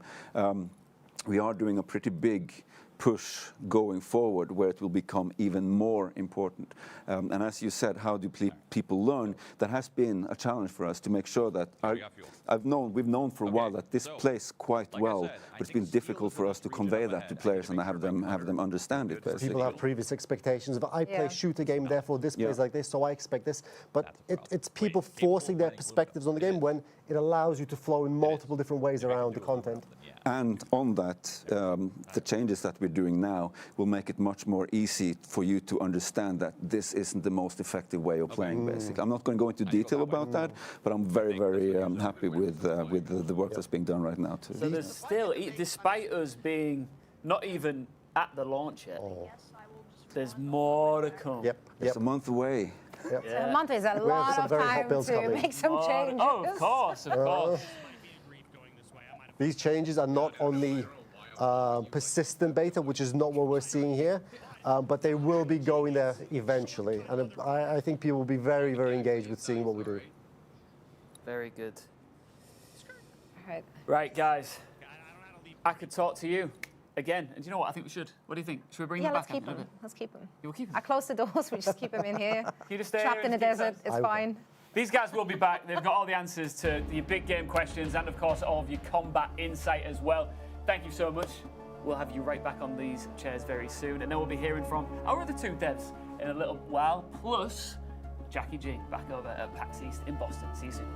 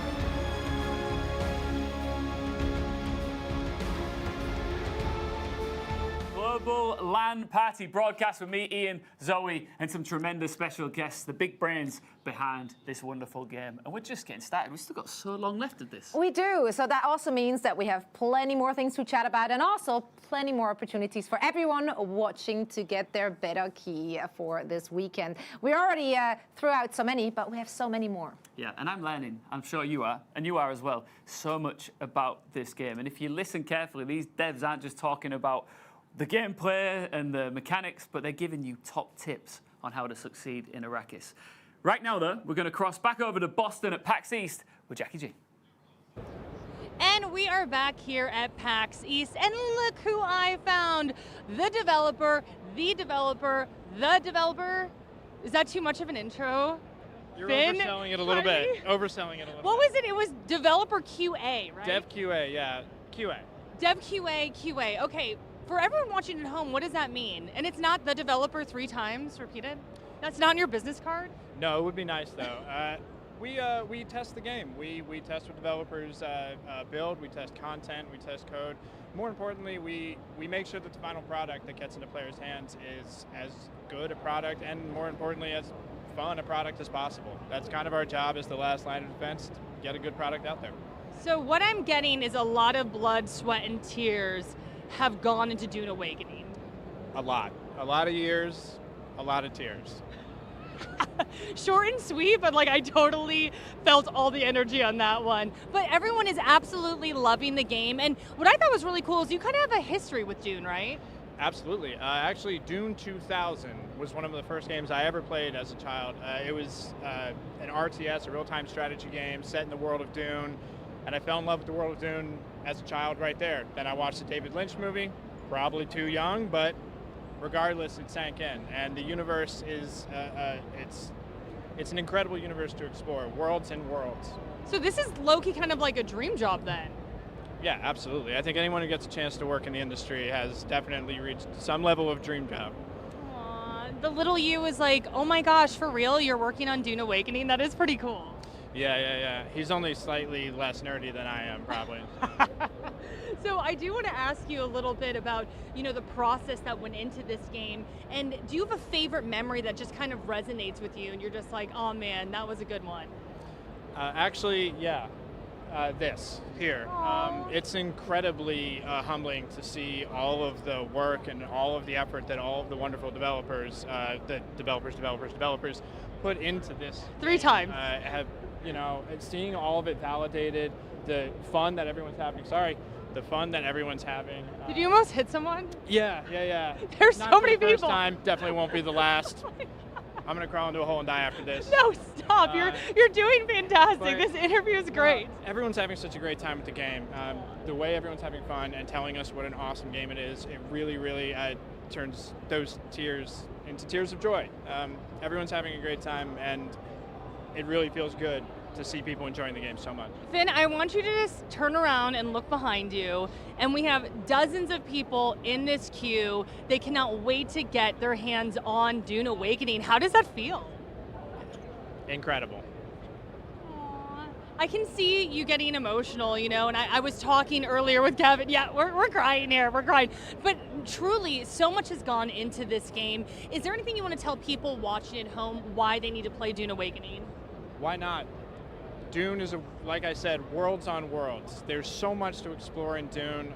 Dune Awakening is a large-scale MMO with so much to offer. The world of Dune and the history of Dune, the lore of Dune, is incredibly diverse and deep. I think anybody would be lucky to get their hands on it, and actually, it's just really fun as well. And if you get eaten by a sandworm, that's Dune. Talking about sandworms, have you gotten a selfie with our sandworm? Shalud? Yeah, for sure.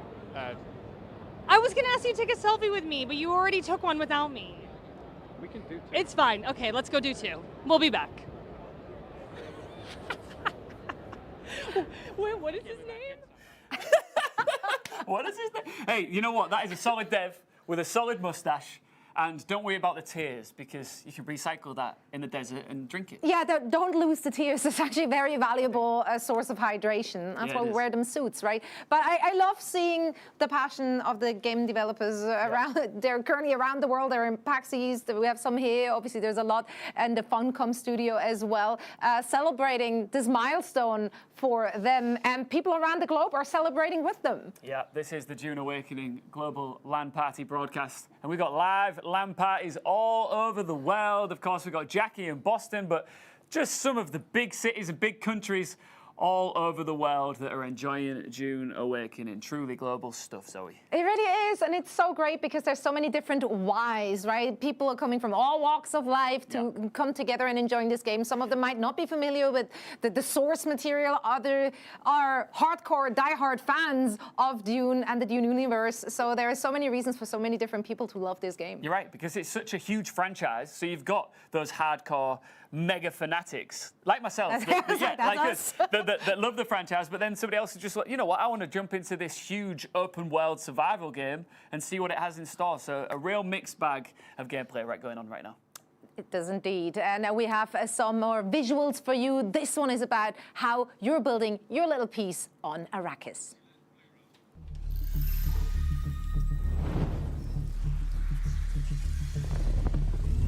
A terrible sandstorm is building. The only hope for survival is to take shelter, and quickly.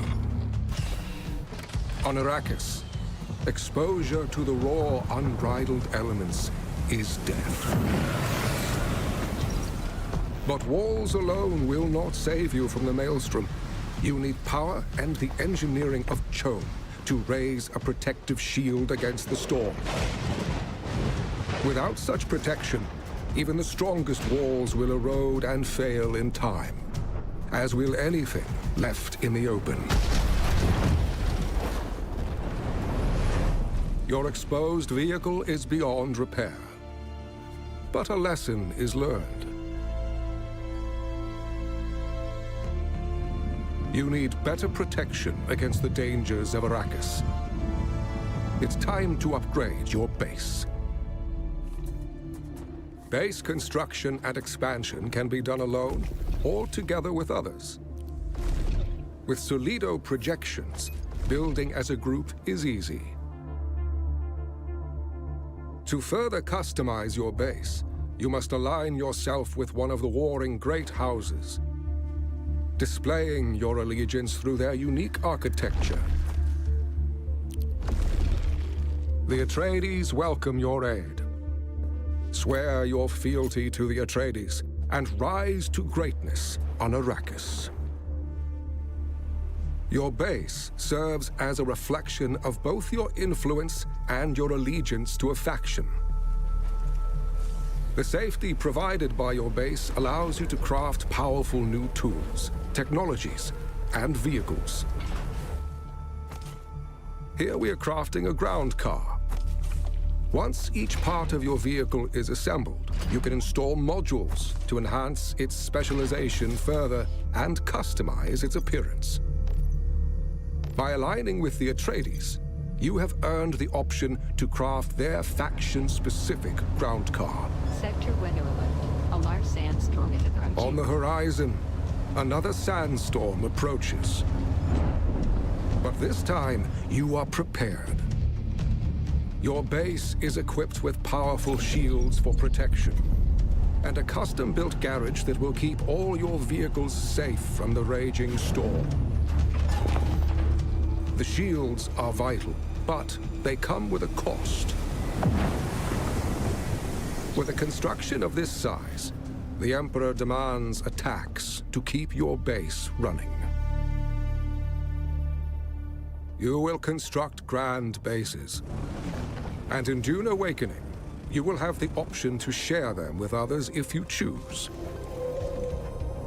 Building. Copied. All your creations can be recorded as blueprints. These can be shared with allies, or even bought and sold on the exchange.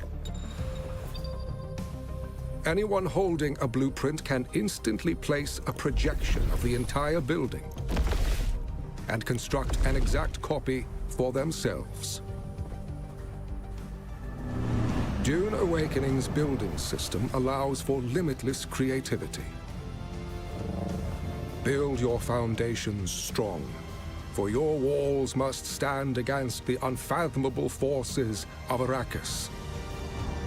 Your Arrakis.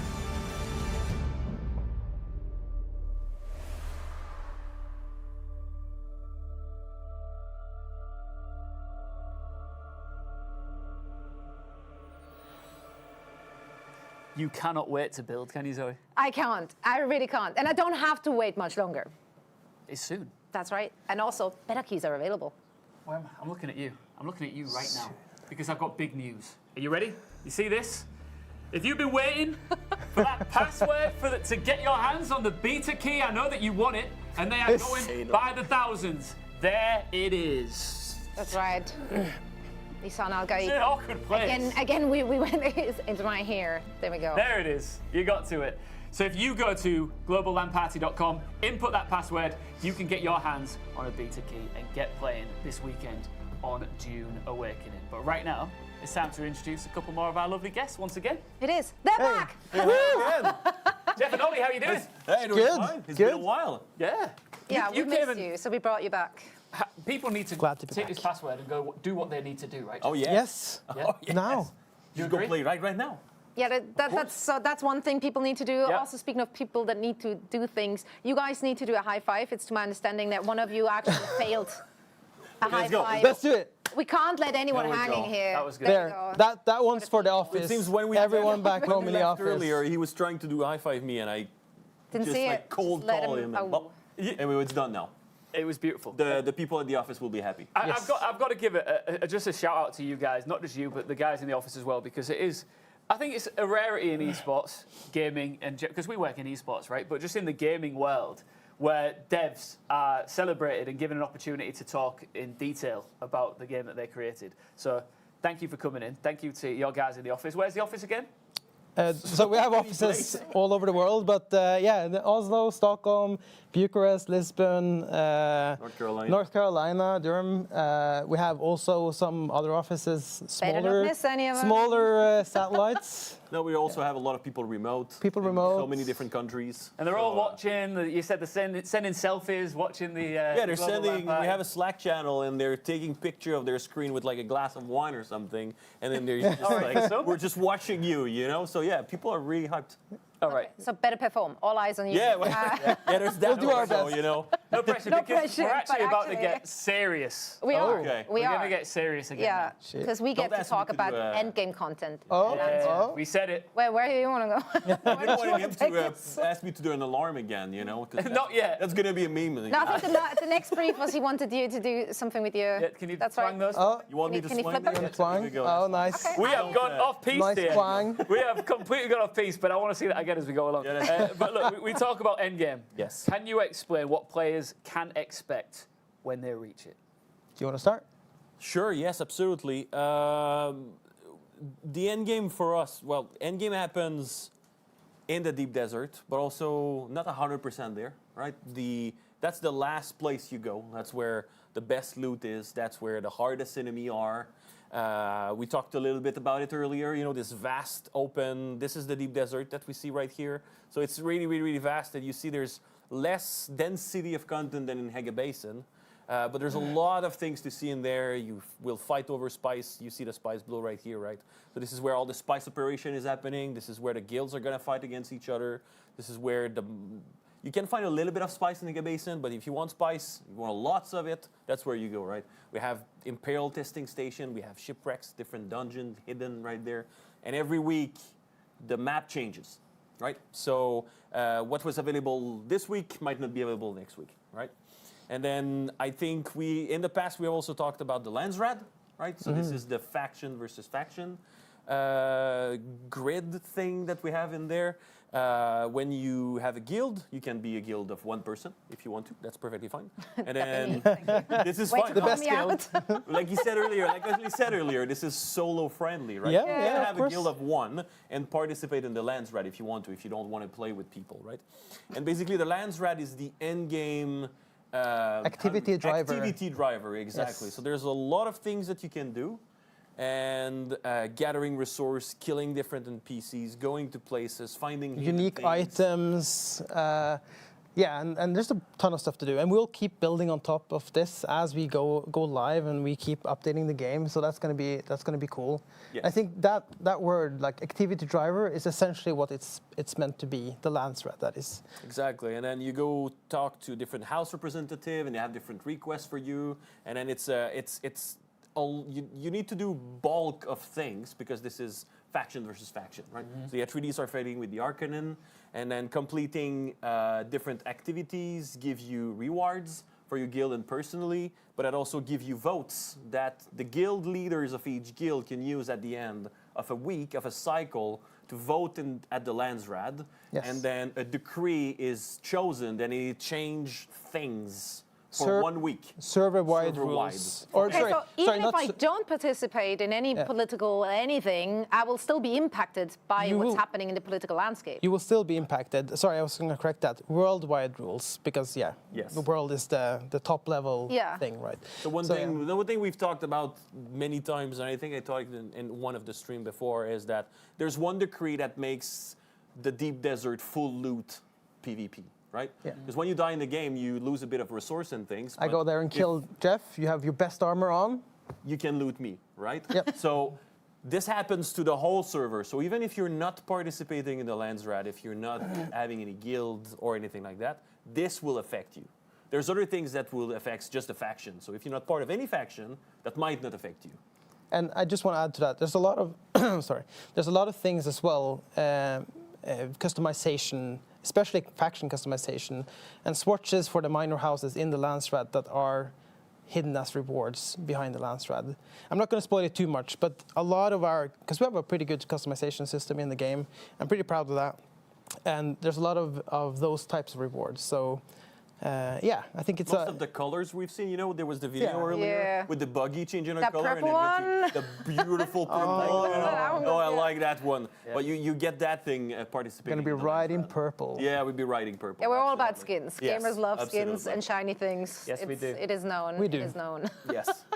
We can take a look at some combat, I think. Oh, yeah, let's do it. Right now. So Let's see where our streamers are at. Yeah, all of our streamers hands-on with the game right now, and they're battling it out in a scavenger hunt.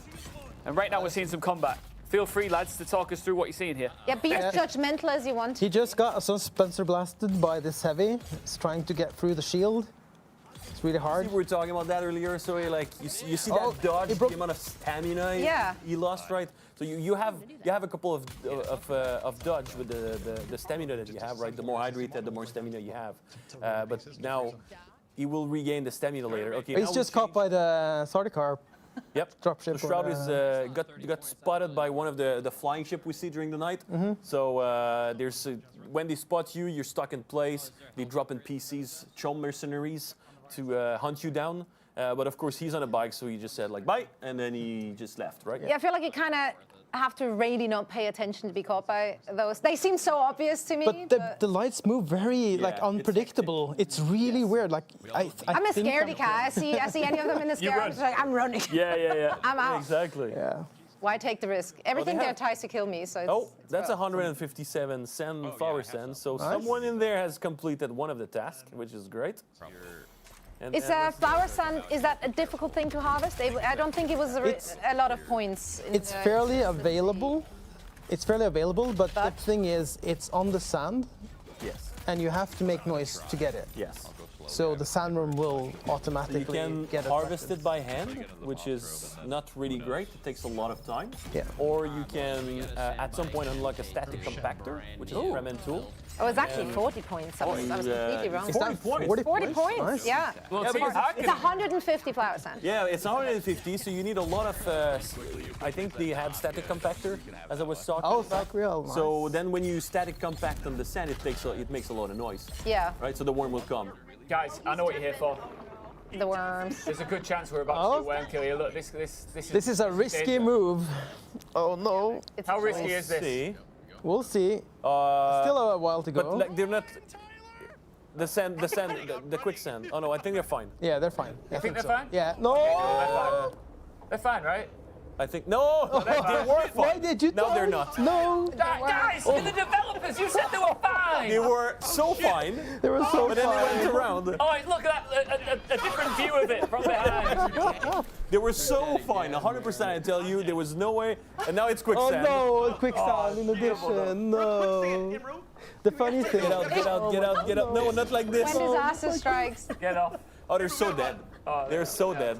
They can't and they're using suspensor as well, which is tracks. So yeah, when you use dispenser, when you turn on your shield, this is Holtzman tech. It makes the worm go absolutely crazy. So they're so dead. They're so dead. I love the display here of like when Schadenfreude hits you back because they watch someone else get eaten by the worms, go like, ha ha, Yes. and then they immediately almost get it. And then and then they fell in quicksand. That's what I was expecting the first one to do. Gotta It's pay like, oh, they're attention. looking behind. Yeah. They're gonna get in quicksand, you know. But then the other one was looking at them getting eaten, and then he fell in quicksand. Well, that's. He did some cool tactic though, because the threat that you generate is based on the object that you're on. So if you get off the sand bike and run away from the sand bike, the worm will still go Be for on the sand bike. Be Yeah, on they the just sand did it bike. too late. They did too late, and then the worm was already so close. But they could have left the sand bike and kept on running. So the idea was good, but the execution. Not Yeah, but also they should have just kept on Rough around instead the of turning edges. around. Yeah. Like I know they would 100% would have made it. So I know in a previous stream, y'all talked about how each sandworm has its territory. Yeah. So basically, in that situation where I see someone on the faint horizon being like chased or eaten by a worm, can I assume that I am safe in that moment? Can I use that No, opportunity not to make a lot of? necessarily. Not because No. the player will not How know cool. the territory. Okay, I would never know. And there might be another worm coming. If you cross a territory that is absolutely invisible. How many worms Yeah, are how many there worms are asking, there? asking for a Is friend? there, Oh. I don't. Do we want to say in Hager Basin? It's like 8. I don't know, but there's quite a few. There's quite a few. Are they breeding currently? Will there be more? No, we don't know. have that, no. We put some AI on it and might. I don't know. See where they we'll take see what it. happens. I love that. No. I got. Life finds a way. You know how it is. I got a real serious question for you here, and we've asked you some tough ones so far. But Arrakis is hot, right? Oh yeah. Wait, this is Yep. a serious question. It probably looks like, to some people, an ideal holiday destination. Are there any parts of the map where I can just chill out for 5 minutes without getting eaten or killed? I mean, any rock island. Absolutely. Yeah. Yeah. Rocks are your friends. So if I just go to the rocks, I can chill for a while. Yeah. Except we when have it's sunny some- and you're on top, rocks. then you're not doing well, I think. You might want to get some shade. Yeah. Absolutely. But then you can chill out. There's a thing in the UI on the bottom left. There's the water and then the HP, and then there's it looks like a little house, you know? That's the shelter UI. Got ya. And then when you get the message when you get in shelter and close, the water sealed even and things. So yeah, you just go somewhere in shade, somewhere something above your head. You're gonna get sheltered. You're good. Well, listen, the viewers at home are desperate to pick more of your brain, guys. All right, so we've got some questions coming in. All right. And this is Lots from of words. Tech Spiritus. Let's see. Surviving the desert is a serious business, but is there any PvE comedy potential, either in the story or incidentally? I mean, yes, the planetologist trainer is named Derek. You know, so already it's a bit weird name. There's a big internal thing with the name of Derek. But the Derek with quest Joel, line you know. is The pretty Derek cool. Is pretty Is it good? cool. But there are quest lines that are kind of funny, also, and there's some item descriptions that are pretty funny, also. I'm not gonna spoil anything, but there's a couple of things that are pretty funny in there. There's some really interesting characters, some dialogue that's really cool. And I mean, it's a sandbox game. Yeah. So you can have a lot of fun with that. Like Yeah. big buildings, play with the worm. Are there Easter Try and eggs? figure out There are some Easter eggs. some Easter eggs. I mean, because you can't possibly make a game without Easter eggs. No, in it, right? There's got to be something. There's a couple of things. I'm gonna spoil anything, of course, but yeah, there's not a million of them, but yes. I'm There's really some desperate Easter for you to eggs. give a spoiler, but let's get on to another question here from our wonderful viewers. This is from Demon Bonk. What is in the building sets, decorations, placeables, building pieces, etc.? I mean, you basically mentioned it there. I don't. It's we like can everything. go into detail. There's building pieces, different types, different sizes. There's different building sets, obviously. We have the two chomes, The and Chome then Shelter and Foundation, I think. yeah, and The then name, the in-game name, Atreides and Harkonnen. Harkonnen. And Harkonnen and Atreides have unique pieces. Like we've seen, like the Harkonnen, they have this massive door with the face, you know. And the Atreides, they have these long pieces you can make. Yeah, they're much And, bigger. they're way much bigger. Or And the Atreides ones. of course, the decoration sets. There's a lot of different things. You know, from light to literally tables, cups and beds and libraries and a lot of different things. And a lot of them are themed as well. If I've unlocked a lot of different building sets, I assume I can mix and match. Yes. I mean, I hope I never have to see that because that sounds awful. But We've seen some really. There's some good usage of it. I'm like slightly OCD, so things need to match. Everything needs to be matching. You need everything to be so if you start like, you can make it match, like We've seen people line do up. patterns with the Chome kit, which is like the second Chome kit foundation. It's really white. And we see people do a lot of things with that plus the Harkonnen, which is really black. So I can see that's good contrast. They've done a lot I of like that. They've done a lot of patterns with different floor triangle shapes and things. We've seen a lot of good looking. Interior design with Jeff. Let's get into the next question here. This is from Butch708. Is base building necessary? Yes. I mean, you'll have a hard time surviving without, but you can team up, and then you can find a team member that has an interest in base building. Another thing is a cool feature that we have. So the exchange allows people to sell blueprints of your buildings. So if you don't like thinking about how layout and how the building is going to be like made into a nice looking building, you can buy a blueprint off the exchange, plop it down, and then just fill out the pieces, and you got a nice little house. So it's crazy. There is tools in there to make the base building less of a, like if you're not into that kind of thing, less of a... it's necessary, but also it's not like, compared to Conan, for example, Exile, it was quite a grind to find a resource, you know, and things. That's not really the focus in this game. You need a lot of resources to make massive bases, but it's not that hard to find granite. It's everywhere in the game. Yeah. So you can, and it's perfectly fine to make a cube. Right? Yeah, I mean, you don't have to go fancy, right? It needs to be serviceable. Exactly. So like, you have serviceable, your... add a floor, add your placeables, do your thing. So base building is necessary, but it's not that big of a thing. Also, you have to move on from your initial base anyway, right? So you don't want to overcommit in a Hagerbassen when you know, like, I'm not going to spend all my time here. It's a good tip. It's a good tip. Yeah. Here's another good tip. Don't go in the quicksand, guys. You said that like someone who overinvested his time into his base. I have definitely. I'm talking about quicksand. Yeah. That's straight going in quicksand, right there. There you go. I said don't do it. These guys said don't do it. That's an example of it. Like, if you're moving fast, you might not spot it from a distance. He can. It's like get out of this with either the bike or just leave the bike. I think he's gonna be fine. Or he or she, I don't know. Are you guys aware that you are resurfacing childhood trauma for everyone watching this who's seen a certain movie? Oh, man. Yes. Because I honestly, like, I saw the quicksand thingy happening the first time. I was like, cool, it's back. I remember having nightmares right. about that. But I said it in whatever other live stream we had. It's #1 vehicle killer. Yeah. Yeah. Is there a ticker? Do you have an internal ticker of how many vehicles have fallen to the... We have some counts, Yes. Just that'd be some interesting numbers to see. Yes. See some shots fired here as well, guys. I always like to get your thoughts on the combat. Yeah, so I just saw the end. Like the shield was breaking out. Yeah. Yeah, it's Shroud. Of course, Shroud is sniping. Oh, it's just sniping. Of course, headshotting. Shroud is That's sniping cool. and headshotting someone. I'm not surprised by that. And then yes, this gun is doing poison. We were talking about it earlier, right? So the poison goes through shield. Okay, watch out. That's what I was saying. That's quicksand that you you see the see smoke? in this. Yeah. That's there, quicksand, yes. right? But there's paths that you can go around. Yeah, but I don't think that. It's intentional, right? Yeah. Oh, it's a rough time. Are they going through it? They're basically plowing through it. Yeah. Oh, I guess there this was is the task. Everyone got 10 points for sure. Oh, wait, so is it... I see, I wasn't aware of that. I thought they just get the 10 points for the entire team, but it's 10 points for everyone who does it? No, the it's team. just for the team. Okay, Yeah, no, so then exactly. all the quicksand's death we've seen currently are for naught. Yes. Okay, good to know.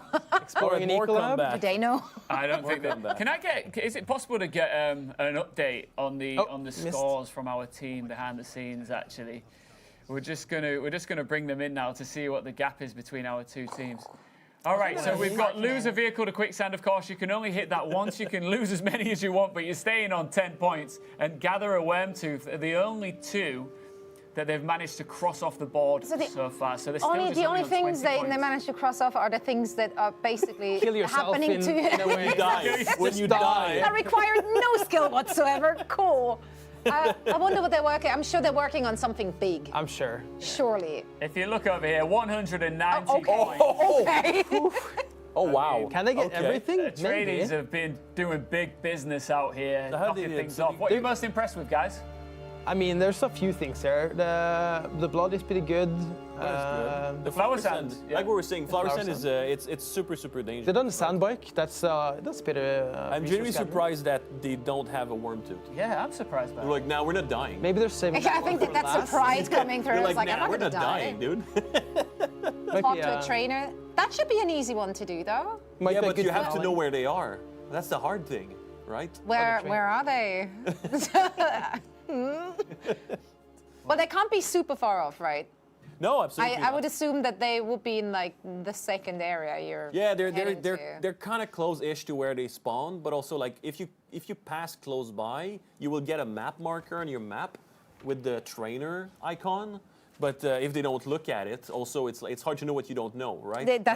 Also, if they survey a region, they would get it, which is another goal. Another goal is to survey a region. I don't know if they did it, but you see all the icons pop when you do that. Is Derek the first trainer? Is the first trainer you come across? No, it depends. It's either Depends Gavur- on where you're going, I guess. No, but it's either Gavuri in the Trooper? Griffin's Reach trade post. That's a trooper trainer, and the new one is Derek Chinara. So now you just the gave it away planetary anyway. Yeah, but Well, maybe they're watching, maybe they're listening. That seems like an easy one to cross off. But I mean, not that they need it because they're They're far. flying, 190 points. Tip for Yeah, Harkonnen. that looks like a more one-sided affair. So this is a lab, if I'm seeing that correctly. And that's a lot of dead people. So someone, someone's I doing think, well. yeah, they're fighting. There's somebody in there. You see this blue thing right here. For us, it's green. It's blue. Sorry, green. For us, it's green. For them, it's not. They're locked in this room basically right now. Also, that's the blood shield. Yeah, that's right? the blood door. So they have to kill everyone inside to be able to leave. And that's what's happening. And this guy's a sub boss. So there's a big guy with a big sword. It's getting destroyed. So he takes a lot longer. Yeah, Yes, to he's take a bit out. harder. He has now he's He's healing healing himself. also, Wow. which is pretty good. So we were talking earlier about how a 1v1 battle, all right, you can handle that. 2v1, you can still handle it. But then when it gets to 3, 4, you're in deep trouble, right? It becomes really hard because you'll have a rusher coming at you, some people shooting you from afar, breaking down your shield, for example. As you've seen, like the slow blade takes quite a few seconds, and that's perfect for the rusher to come in and just stab you once, and then the slow blade doesn't work anymore, right? Yeah. So you have to dodge, you have to reposition yourself.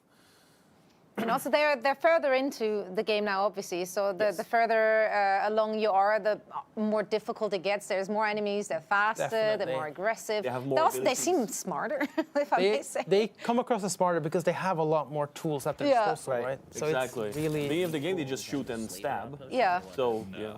So Just talk us through, if anybody's just tuned in right now, how is this player making their way up? So he's using a Shigwire Claw, which is basically a grappling hook, and then the suspensor belts, which allows you to float a bit. It's a really good climbing tactics. And then also we have this, like, when you're climbing, you can shimmy your way up with the spacebar, so you can jump.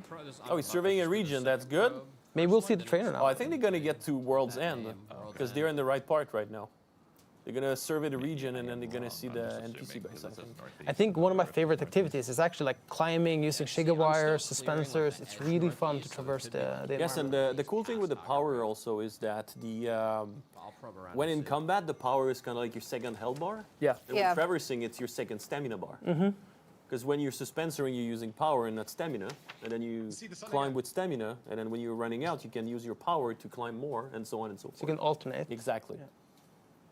There you go. World's End is just All right here on of the the left. map markers. There we go, right there. Good job, Lyric. That's 50 points. Well, they have to reach it now. And Yeah, and they have to do it as a group, Yes. to my understanding. So everyone needs to go. They have do they have the trainer? No. There's no trainer. I don't know. Like northeast. You see the All right, they're coordinating. We can hear Yeah, it. they're That's taking this deadly communication. seriously. They're talking with each That's other. right. So yeah, there's some group play in there. Let's have a little live listening right now and hear how they're communicating with each other. As soon as I'm out of it. Directly northeast of Green Quartermaster.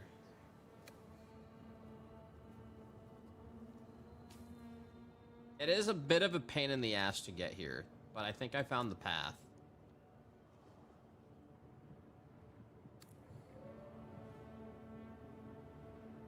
We have found it, boys. We have found the land. I say I go there and then see if I can route it. Get a nice route. Let's move there. Get the heli, but where's the heli, dude? Is there like a random downed ornithopter somewhere? Oh god, I'm dehydrating.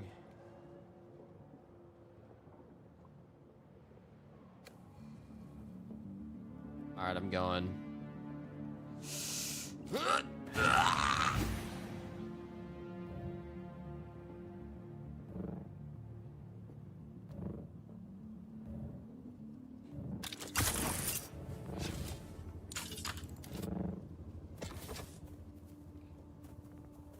Let me see if I can make a path, and then we all have to visit this.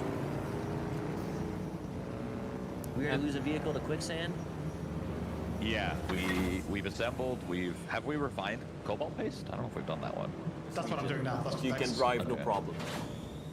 Have we done the filling the things with the? All right, so we've seen some tactics that I know that you both you were anticipating seeing here, and now you've seen it. Yeah. The hypersprint combo with suspension belt is a pretty good one. That was pretty good. Oh, Harkonnen got more points now. I don't know what they 40, did, wow. but that's pretty good. That almost sounded like a participation batch at this point. It's cool. It's 190 points. But again, I'm for the sure big underdog. things in the making. Speaking of big things, they are trying to reach World's End. As he said, it is a bit of a pain in the bottom. It's quite far away because it's the World's End. Exactly. I mean, Yes. Better be. But that's the thing. I said to, I don't remember when, but there's way more that you need in the world, of course. There's chests hidden everywhere. There's bases and point of interest, and like for the explorer and the achiever among us, there's a lot to see. But you don't have to go everywhere. Right? But I think for the explorer and achiever gamers out there, myself included, you can sometimes get incredibly distracted, incredibly addicted to finding absolutely everything there is. Yes. That can come with its joys, but it can hold you back from pushing forward in the game, right? As long as you're having fun. I mean, exactly. As long as you're having fun, like you go somewhere, you want to go to a place, and there's a crashing shipwreck falling from the sky. You're like, all right, point A to point B. You know, it takes you 5 hours to get there because you get distracted so much. I love distractions like that. So good. Well, there's plenty of those in the game. Is there discovered World's There you End? But go. we need the rest of the team there Yeah. as well. The team there. I was Everyone hoping needs to be go there. drive. Yeah, why I don't wanted you him just to aggro roll the over. entire camp? Because you can kill NPCs if you roll over them with vehicles. Oh, you can? Yes, you can. I was hoping for him to. Oh, here we go. Oh, Climbing the hand of Kadir. Kadir right there. Nice. So That's, this is another one of is the it? challenges. I think it is. Yeah, it's Hanukkah. Yep. It's I think But that's another 50-pointer. It is. That's the Yeah. Markonnen. That's the Markonnen. Okay, it so is he's good. something big. They're on the That'll be, comeback here. They're doing big things. That'll be the comeback then. It's a slow comeback. So tell me, this is obviously a 50-pointer. What makes this mission particularly hard? Getting to the top. It's a tough Takes a climb. lot. It takes a lot of time. Of course, level designers have made size of a path It's insane. around. There's a journey that you can take, you know, and you can find corpses and things like that, and Beautiful. reward and things. But also, it's you can climb everywhere in the game, and we have abilities. We talked about the Shirawara Claw, so you can also do what they're doing, which is just like, well, I'm just gonna climb up. And what makes it hard is that it takes a long time. And if a sandstorm happened at the same time, you're kind of dead. Yeah, that's Right? It's brutal. This game is so cruel. Kind of very dead. When we saw the angle from below, I'm thinking, oh, he's nearly at the top. He's doing it. And then you get this big aerial view, and you just see the mass and the size of this thing. It is Yeah. really cool to see it from this view. I It is. have not seen And it. then if they run out of stamina, well, that's they're gonna the fall main down. issue because Yeah. the stamina is so limited. There you And they go. just Yeah. out of stamina, and then you just fall. And there's so fall good damage, luck. so you could splatter, you know. It's so hard. That's right, sorry. That's why it's a 50-pointing challenge. Yes, the claw. So I just get the feeling that if you do make it to the top, it must be comparable to actually climbing Everest. Yeah, it's like K2 moments kind of there. It's a nice El view from the Capitan top. all over again. It's way easier if you take the designed path, though. Yeah. There's little lights, little things to guide you around. It's kind of cool, but yeah, you can just go up if you want. He's raw dogging it. He's just going for it. Yeah. That's a free solo moment. Oh, he's yes. experiencing right there. Oh yeah, absolutely. You find those little edges that are just made out in the rocks, and then there you go. That's good. Oh, nice. Big, hey, that's nice. Pretty far up now. Then obviously, I assume a lot of it is exposed to the sun, right? So you're also running Yes, the you risk of start dehydration. dehydrating, Yeah. and Oh yeah, I mean you guys have made it really easy for this guy. you see those little edges? You know that's the level design, Ooh. right? Yeah, he's getting there. Yeah, that's pretty good. You see these little ropes. Well, now he makes it look easy. Like, why was he so dramatic about it? I think he's done the toughest part now. Yeah, he's gonna do it. Oh, he's locked in. Committed. Because chat said it is. Gotta trust the chat. Yeah. They know. They always know best. And there's some Sorry, nice the little- whole team has to reach the top, right? Yeah, it's not just one. Oh, it's the this is entire brutal. team. Oh my god. So he's just gonna die on the top out of sun He's exposure. gonna because dehydrate. He's waiting for his teammates to show up. I just want to see him get up. They will get there, and there will just He's be a running out of corpse left. stamina, though. Stamina gone. Oh no, this You ledge. should just follow the path. There you go, my friend. It's like now it should be really easy to get on the top. There you go. Yeah, look Nice, at this. okay. He's getting there. But then he's still alone, so there's that. This is a tall freaking mountain. There you go. What's happening? And then he's gonna get the big chest. And he's gonna. I Of don't course, know. there's a There's chest up there. always Of course, Of course, there's a chest chest up up there. Right, you know what? Oh, I there's think- someone else though. Wait a Is minute. the rest of He's the not team alone. already Oh, there? cool. Okay, To celebrate that's him two. reaching the top, let's give a round of applause. Wow, that's And impressive. There's a little extra bonus to celebrate. Should we bring in another password? What do we think? Let's Oh yes. do it. Do it. Oh Give me a yes. klaxon. You know what time it is. There it is. Your beta weekend stream key is right here now, and it is Arrakis. That is what I want as my car registration plate. It just looks Very cool. very Xarier is Very really yeah. proud. Xarier is really proud of himself right there. And I don't know if you saw, the other player was using the emote applaud when he reached the top. How many emotes are there? Is there a, do you have to unlock them? Are they like, Quite a few. you already have them? You have some at the start and some Okay. unlocks. So, okay, nice, Yes. nice. Is that There's- a dead body just there's- hanging out up there? Yes, that there's a couple of people who were, I guess, living there for a Yeah. while, but you know, dehydrated. Their party never they came. Look crispy. That guy they look needs some water. crispy. Their party never came. Their party never came. That's it. Story of my life. That does happen. Here comes the applause. Get ready. Oh, look at this reaction. Look at that Hey! face. Oh, the And here smile. comes the applause. And a clap. There you go. That is Beautiful. beautiful. Oh, it's a beautiful moment.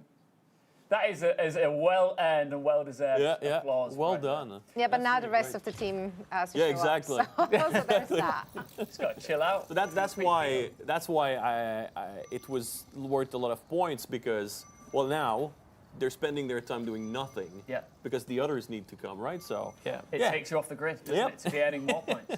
Oh, they're serving as a. you're surveying, so that's a good spot to survey the region. You can't get higher. Yep.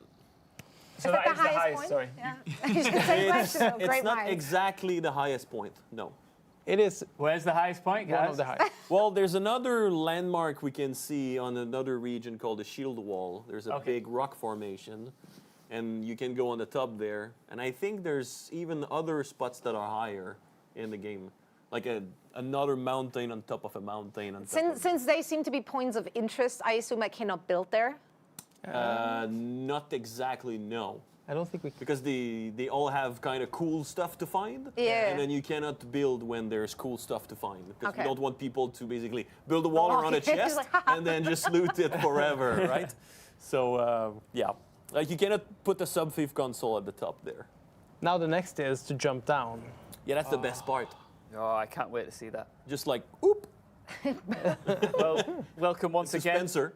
to the Dune Awakening Global LAN Mountain Climbing Watch Party. We are having a wonderful time here. I could just sit. Do you know what? Just before I throw it somewhere else, I do want to say that it's a very streamable game, isn't it? It's very watchable for Absolutely. fans just to watch their favorite streamers play. Every streamer, well, their viewers will be happy when they die from the world. Oh yeah. All the lols in the chat Yeah. and the, all the emoji, everything. Yeah. That's gonna be it's absolutely really cool to watch. Yeah. Shall we go back to Boston? What do you think? Yeah, let's do that. Let's do that. Let's do it. Jackie Jing is giving away keys. We're giving away passwords to get on hold of the beta key right here in London. Jackie is doing it over at PAX East in Boston too. And we're back here at PAX East, and we're diving right into the action. Giveaway time. You can see Magnus on stage pointing to our beautiful sandworm, but we are about to give away some of Frank Herbert's books. Very exciting. You can see dozens of people here. And while we're waiting for that giveaway to get started, we're going to talk to Debbie. Debbie, you got to play the game, so initial thoughts? I loved it. It was one of the best games here so far. I thought it was great. I recommend it to everybody. I played the PvE version, and I don't want to give away spoilers, but there's different types of things you can play with the building and whatever. But I had. Is there a sandworm? Yes. How dare you spoil that for all of us? How dare you? And the best part of the game so far is when they call time, you have to wrap it up. There's 5 minutes left. Yeah. Everyone so far just goes outside, finds the sandworm, and sacrifices yourself in the mighty death. Absolutely fun. I had a blast. Oh, we got some people. It is just the PAX East experience right now. You can see that we just got people jumping up while they're playing. I can hand them the book if you want, Magnus. There we go. There we go. We got our winner. Head on over here. No, that's okay. We got to talk to you now, though. Great, Were you ready for that? I was not ready for that. How do you feel? Look, you got this book. Thank you so much. Beta keys, too. Thank you. So how deep are you in the game? I just started playing for the first time. It's amazing. I'm really impressed by it. Love the films, but never knew there was a game until just 2 months ago. So this is a really cool treat for me. Okay, so coming from the films, how does it feel experiencing the game? Very similar. I love the sandworm, of course. Also love the guns, the technology, and I can't wait to play more. It's just fantastic. So what do you want to tell people watching at home? What do you think they'll get out of the game? Ooh, I would say there's a lot of different game modes. It's more than you think, and there's a lot of fun surprises coming your way. I don't want to spoil too much, but definitely worth checking out, and definitely play the beta, and yeah, just enjoy the game. And are you excited about your book? I've always wanted to have a Dune book, so I've never read it, so this will be exciting for me. It was meant to be, and you got a beta key as well. Well, thank you so much. You go enjoy playing, enjoy your victory here, your big win, and thank you so much for chatting with us. All right, we're gonna continue to enjoy this giveaway madness here, and we have some more check-ins later, so we'll see you in a little bit. I want a book. Will they give me a book? Magnus? I'll talk to him. We'll figure it out. So that... I'll give her a book. Yeah, that lovely fella had never read the book, didn't know there was a video game coming out. Now he's got a beta code and he's got the book. He's living his best life now. Yes. He's got a new fan. That's amazing. Absolutely. What's it like for you guys, just briefly, to see all of these people? I mean, there's one thing watching the streamers and sitting here, but seeing them on screen there in Boston, playing your game and absolutely loving it. It's incredible. I mean, he didn't know about the game until 2 months ago, he said. Mm-hmm. Yeah. And now he's into it. He really loved the experience. Yeah, it's really great. I love it. Great. We talked about how fun it is to have people who either read the books already and that's why they get into the game, or they had nothing like previously, any exposure to Dune Awakening, and this is the first time they're getting exposed to the Dune universe. How is it in your development team? Like, how many of them are like hardcore Dune fans? How many of them became Dune fans after like starting to work on the project? That's a good split, I guess. Yeah, good question. I mean, there is actually some hardcore Dune fans in Funcom, for sure. We said it before, right? Joel, the creative director, is like, he knows everything, right? Or writers also, like... Oh, they're lore nerds in the Yeah, they're so universe. nerds. They're so nerds. Like, oh, do you remember that quote and that thing? Yeah, I'm gonna look at it. And it's like, can you give me the quote of that guy who was saying to this girl, blah, blah, blah, and yeah, they said that, right? So yeah, it's they're hardcore nerds. You know? And there's a lot of people like me who've learned the Dune universe working on that game. You know, you read the first book, you know about it, little things, but like we said, right, we have an alternate timeline, so it's cool to know about the Dune universe, but what's happening in the book doesn't happen in our game. So it's just like, you need to learn about all the other things around and the Imperium and all of these things, right? So I'm glad you just mentioned that, actually. So normally, you know, when you get a job, it's like, okay, here are the rules of the workplace, but here here's Dune, go read it. Yeah, pretty much. Yeah. Pretty much. Everyone gets the Dune book, go home, read it. Love Take it. away what we will. But I do love that you have so many different approaches to it, obviously, because people who read the book, they have a lot of opinions, but then there's also, you need that fresh eye from people who are outside of that fandom as well. Yeah. So it's great to see it all coming together. Now, you just mentioned the Imperium, and we have some very exclusive stuff coming our way as well, as we will be taking a look, a first impression of the School of the Imperium after a short break, so you don't want to miss it.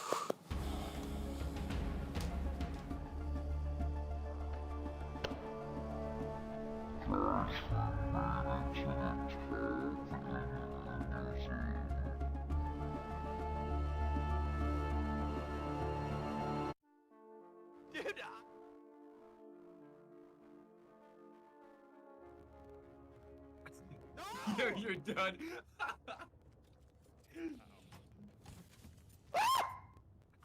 I made it!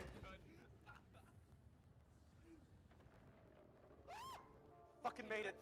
All right. We are all here.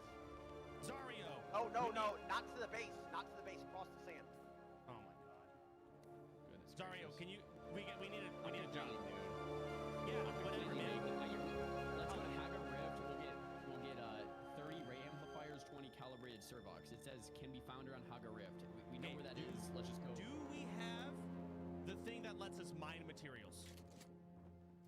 I don't. Okay. So no one has that. There were more in one of the boxes. There's got to be nobody in mining materials. There's no way we only have one gun, right? Like, Bro, that's it. So, okay, when you start the game, you can make bandages and you can make, the mining thing, but I don't see it in the crafting menu.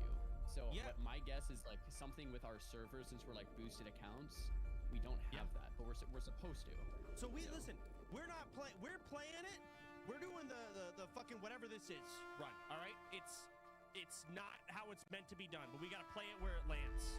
Okay, we cannot craft anything. We're just gonna rock that and assume that's how things are. We need to find something on this list that we can do that doesn't require us to mine anything and we can be naked. Wait, in-game chat, we have to research. It said research. Yeah, research. How do you research? Yeah, we already have it researched. It's just not showing in the thing, so I think it's bugged. Or maybe we just research. I can make spiced beer. okay. That might help, yeah. Because I'm completely new to this. Is wild. We're going to the PvP event like this. That's. Wait, yeah. How? Do it together. Maybe it's time. Yeah. It says each, but I'm not sure. Oh, Sacro, is that you? Yeah, what's up?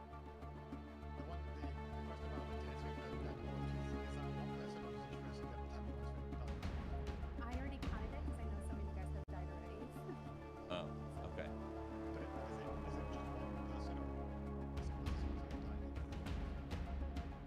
Yeah, each.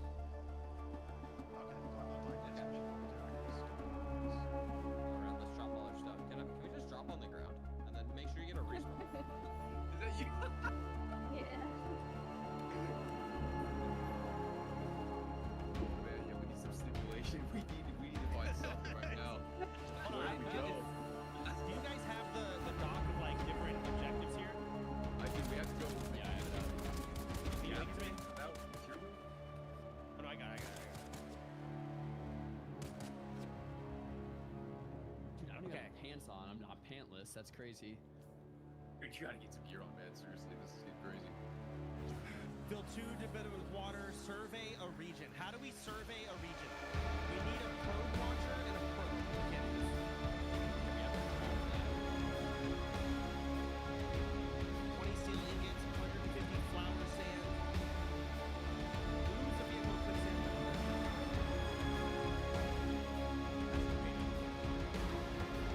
Honestly, I think we're chilling.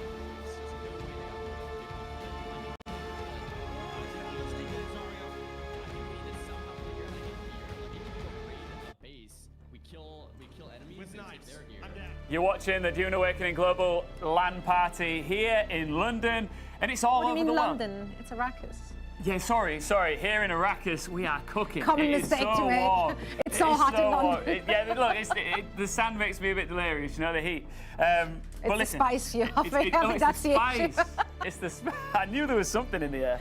This is good, isn't it? And It is. And we've got all of these amazing creators in the mix right now in the scavenger hunt. It's going well for some of them, not so well for others. Yeah, listen, it's been a grind, right? They had to get on the same page, like getting through those challenges. And as you said, some teams are doing a little better than the others. But hey, we got to see Zaryu climbing that mountain. How great was that? Yeah, that was really cool. That's been my highlight. Yeah, that's been a moment. I really loved it. Hip Hop Gamer was my highlight. Hip-hop, yeah, personally. true. Hip Hop Gamer's goated right now, that's for sure. Look, over the next 4 weeks, as we build up all of the hype towards the big launch on June the 10th, we're going to be releasing one video a week highlighting schools of the Imperium. Should we see the first one right now for the very first time? Yes, let's do it. Let's do it.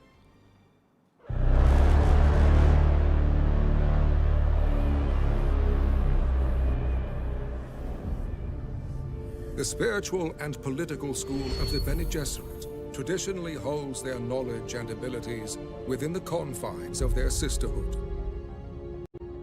Yet at the fringes of their influence, some dare to pass this knowledge on to outsiders. With expertise in close-range combat, manipulation, and self-control, the Bene Gesserit are experts at controlling the battlefield and surviving the extreme conditions on Arrakis. Their weirding way grants you superhuman movement and combat tactics, enabling you to traverse large distances in the blink of an eye, or in the heat of a battle, flank an enemy up close to yield a deadly strike before anyone has a chance to react. But mastering close-range combat and movement alone is not enough. Using their most notorious ability, the Voice, you will be able to compel your enemies to abandon their allies, breaking their spirit and confusing their minds. While this control of the body and mind makes you a powerful opponent, it can also be used to strengthen your resilience to extreme conditions. Through meditation and focus, you will be able to improve recovery and be less affected by the dangers of toxins and the harsh burning sun. Throughout the dunes of Arrakis, any school can be trained and improved by masters. Advancing your knowledge is the key to surviving your path forward. But the wise will also school themselves beyond their foundation, granting synergies that empower you to reach beyond the shadowed influence of the Bene Gesserit. Embrace the bloodlines of the Sisterhood and master your survival on Arrakis.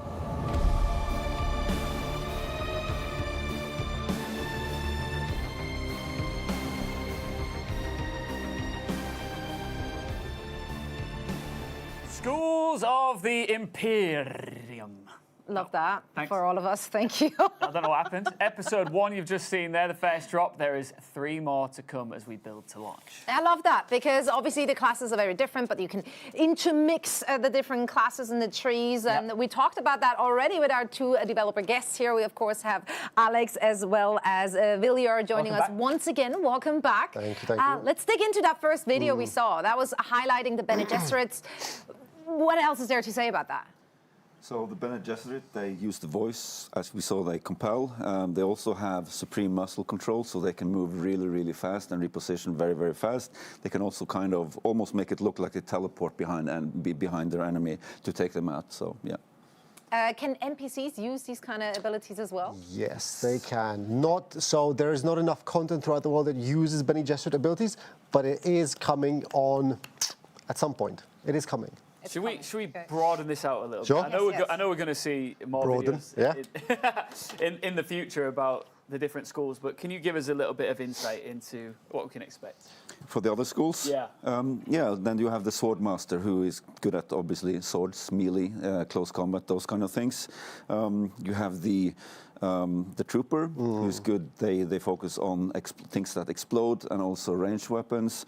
You have the planetologist, which weirdly is how I spec'd my last character when I was playing, because it gives you huge benefits it makes you much more efficient at harvesting and surviving Arrakis. On Arrakis, as we've seen, can be a struggle for many. And I did forget one class, which was the Mentat, of course. Yes, the Mentat, they're the battle tacticians.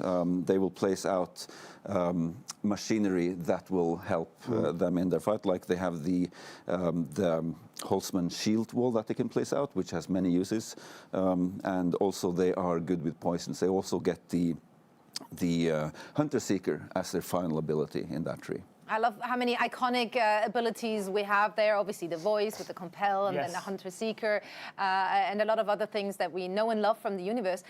You mentioned the planetologist. Is there a reason why that is not a class that you get to pick right away, and you have to go to a trainer to like unlock it, I guess? So it's not focused on combat, so we feel that combat is important in the game, obviously. So we want to give you heads we want to allow you to kind of make sure that you don't get a bad build to begin with, basically. And then when you're ready for it, okay, I actually want to focus on the survival aspects of the game. But it is important that everyone has a chance to, perform in combat in the beginning. The planetologist is also very much tied into the narrative of Arrakis and the narrative that the player goes through, which is why it should not be a starting class, but rather something that players find, discover, and explore. To somebody who might not be as clued up, can you mix and match? How does it all work for your character? Yes, you can mix and match. You can play out the fantasies of being a swordmaster and Bene Gesserit and so forth. But if you want to be a bit more broad in the things that you select, you can do that. You will not be able to get everything, but you will have a chance to get everything. It's just that it's limited how many you can equip on your character in total. That's a limited amount of points, skill points, so to speak. Okay, how would you approach it personally? I very much... Okay. Tough question. I'm getting older, so for me, clicking on things is much, much harder now. So that's very relatable. The way I end up speccing my characters now is mostly melee. If I have to do the gunplay thing, I'll usually spec for a trooper. In the trooper tree, you have a lot of functionality that enables your power spikes to be related to suspensoring, like we saw the players using the what is the ability called? That Suspensor pad. The suspensor pad to get verticality. Once you get verticality, you engage your suspensor. You can either float horizontally to get a horizontal distance or fly further away. So for me, it's usually using those tools with gunplay to make sure that I'm either over the target or just flying away somewhere. Got it. Hang on, that's my kind of play. That's your deal. Yeah, that's your deal. That's my thing. You think about the worm, right? Iconic always. piece. But there's another iconic piece of this game that everybody talks about. Uh-oh. Is it better keys? Is that a segue? Are we doing a segue right now? We're doing a segue. Okay, sick. Spice. Of course, thank you. You were going there anyway. Yeah, eventually it all ends up where the spice flows. It does. And things, Spice must flow. It must flow, and it does, in fact, lots of it. Let's talk about the impact spice has on combat as well, because we talked about it in previous streams. You guys kind of walked through like how it like buffs your abilities, etc. Can you like break that down a little bit for us? Yeah, so water is life and spice is power. And when you become prescient, there's a build-up to it. You can't do that immediately as you start the game, but after a while you become accustomed to spice and you're able to trigger this particular ability, which gives you a sleuth of a whole host of extra bonuses, like your cooldowns are much quicker, you do more damage with your abilities, with your weapons, ranged and melee, you become immune to poison, and your health regenerates faster and longer, and you also can see enemies through walls, basically. You have to see them first, but once you've done that, you will actually see where they're positioned through. They will be in the future. Exactly. And that is quite helpful. You can also see their ammo, which doesn't sound like a big thing, but the way that their weapons and shields work, you means that, okay, when they're running out, they're going to have to reload. I can quickly go in and take them out. It's finding the windows of opportunity to exercise power while they are either on cooldown or on reload, or they're using a consumable to find an advantage. Now, asking for actually a friend, can you have too much spice? What are you trying to say? I'm just throwing it out there. Like, is it? There is are that a thing? consequences to consuming spice, shall we say. What happens is that, well, there is a cooldown where you can't actually consume more spice, and the more often you trigger these abilities, the more spice you will need to consume. That goes away, but it can take days, that can be quite challenging. But like, we balanced it in such a way that you shouldn't be afraid to use it. Right. If you come across an encounter that, oh, this is kind of hard, you should use it. But also, you shouldn't use it for every encounter. You should think a little bit about it. And there are some fun consequences when you've enjoyed spice for I a don't think bit. anyone has seen the consequences yet. No, I don't think we've gone live with that yet. So yeah. I mean, I can, based on knowing the Dune universe and having seen a movie or two, I can see where we're headed with that. It probably gets a little trippy. So spice literally has its highs and lows. Yes.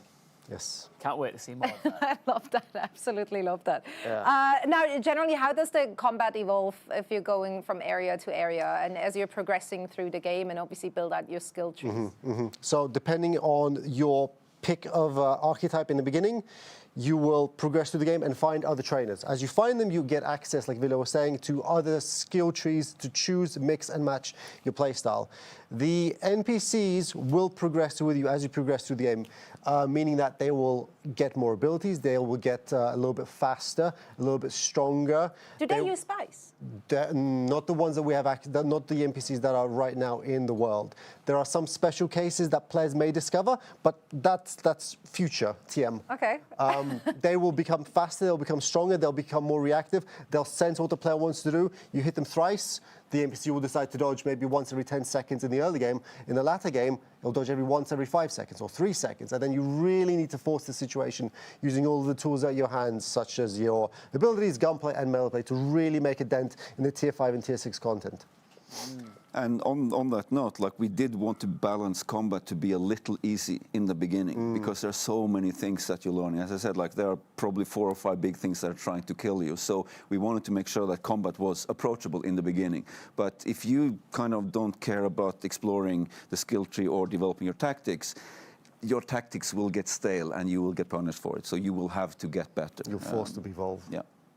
When we talk about PvP, would you recommend getting straight into it? Because you can go through the main story for hours and hours without dipping in. In fact, you could probably enjoy quite a lot of it. Is it something you wouldn't rush straight into, or does it all depend on the player type? That's interesting, because the way that we've thought of it is, it's not necessarily the actual PvP that you need to be, like, you might fear it, but it doesn't mean that it will happen. So we have pockets in South Haga Basin in the Haga Basin where if you go there, you might be extra on alert, basically, but it doesn't mean that PvP will happen. However, you might come across someone, and then I really like the moments where you stand and look at someone, it's like, okay, are they going to attack me or not? Are we doing this? You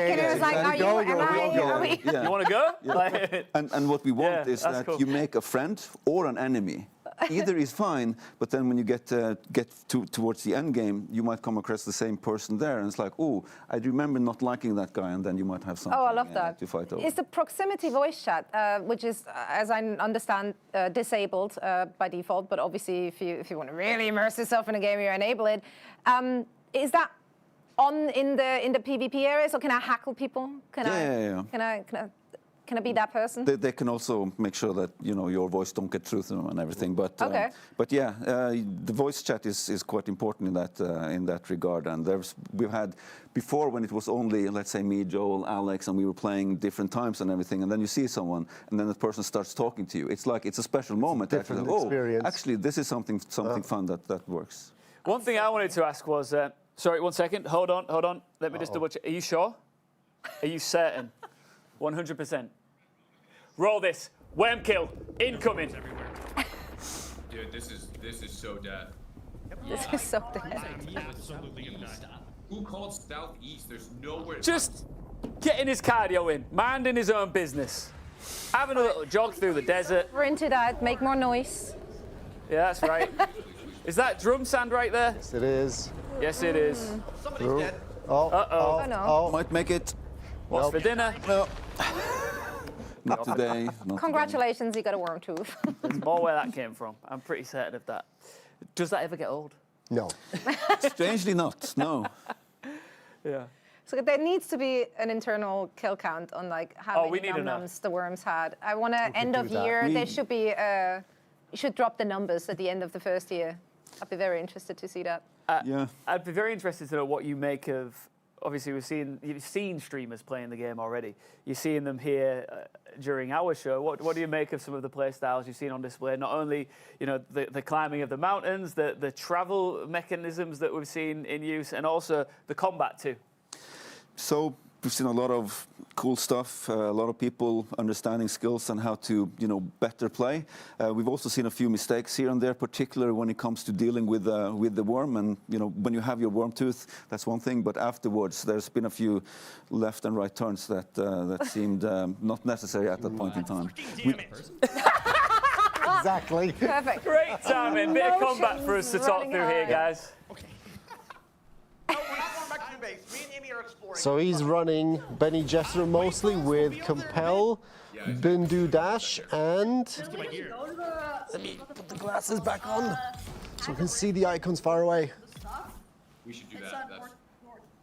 North of us. I've already spent all Yep, this time. looting. There we go. I just won't tell you. Oh my god. It's how I found the fucking trainer. That's true. Dude, I just realized I don't know if blood guys to move in or just keep dry past them. We're here. Okay, okay, we're fighting them. We're fighting them. Everyone start fighting. You're shooting. Someone was shooting. I like the coordination a lot. One of the nice elements about shield play is that even if you can't overcome it by yourself, focused fire will break a shield from multiple friends when they shoot on the same target in the same time of window. Now, obviously, something to maybe talk about here as well, since they're finding themselves in those skirmishes against multiple enemies.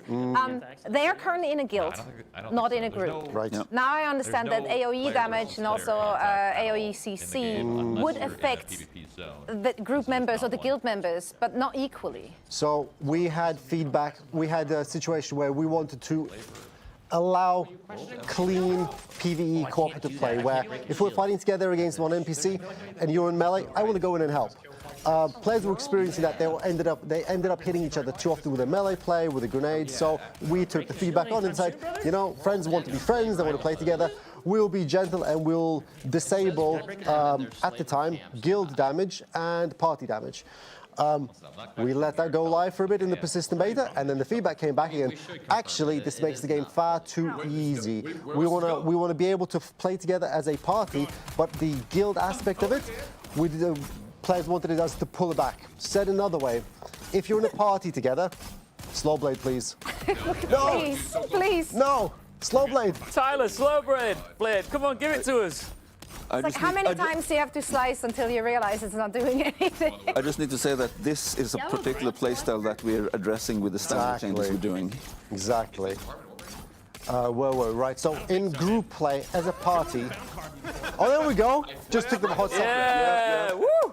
Congratulations. That was the path of not least resistance. As a party, you will not take direct damage from your friends. You will take 25% AoE damage and 100% CC effects from your party members. Now, if you are shot by a guild friend in a PvP zone, you'll just take the full effect. Direct damage, AoE damage, and CC. So it's definitely beneficial to group up rather than just guild up. But then group size is just 4 players, including the leader, right? So you're obviously more limited. But whereas our players here, our streamers, they're a group of 5. The challenge is in coordinating your groups. The path of least resistance in some cases is just to drop a whole bunch of AoE down in one spot. Everyone grenade out, and then the problem is cleared out. That resulted in generally not fun gameplay because everyone is immune to damage, or at least reduced, so we decided to pull that back. Are we ready? Ready. It's happening. We got another code right now. Ooh. We got another code right now. We got another code right now. Bring it in, bring it in, bring it in, bring it in. If you haven't got one already, this is your chance. We are running out of chances. I don't know how many more chances we will give you. So if you haven't gone over now to globallandparty.com and got your hands on one of these beta codes, now is the time to do it. And this is the password that you need to use. The time is now. The time is now. But when the lights start flashing, that means it's game time. So get on over to The time might also be in 30 minutes from now. We're not sure. But for now, this is definitely the time. Would you be fast at that? Huh? Would you be fast? Would you be able to grab one? Let me download it. Like, gone. Done. That's the keyboard maze. Okay. Yeah.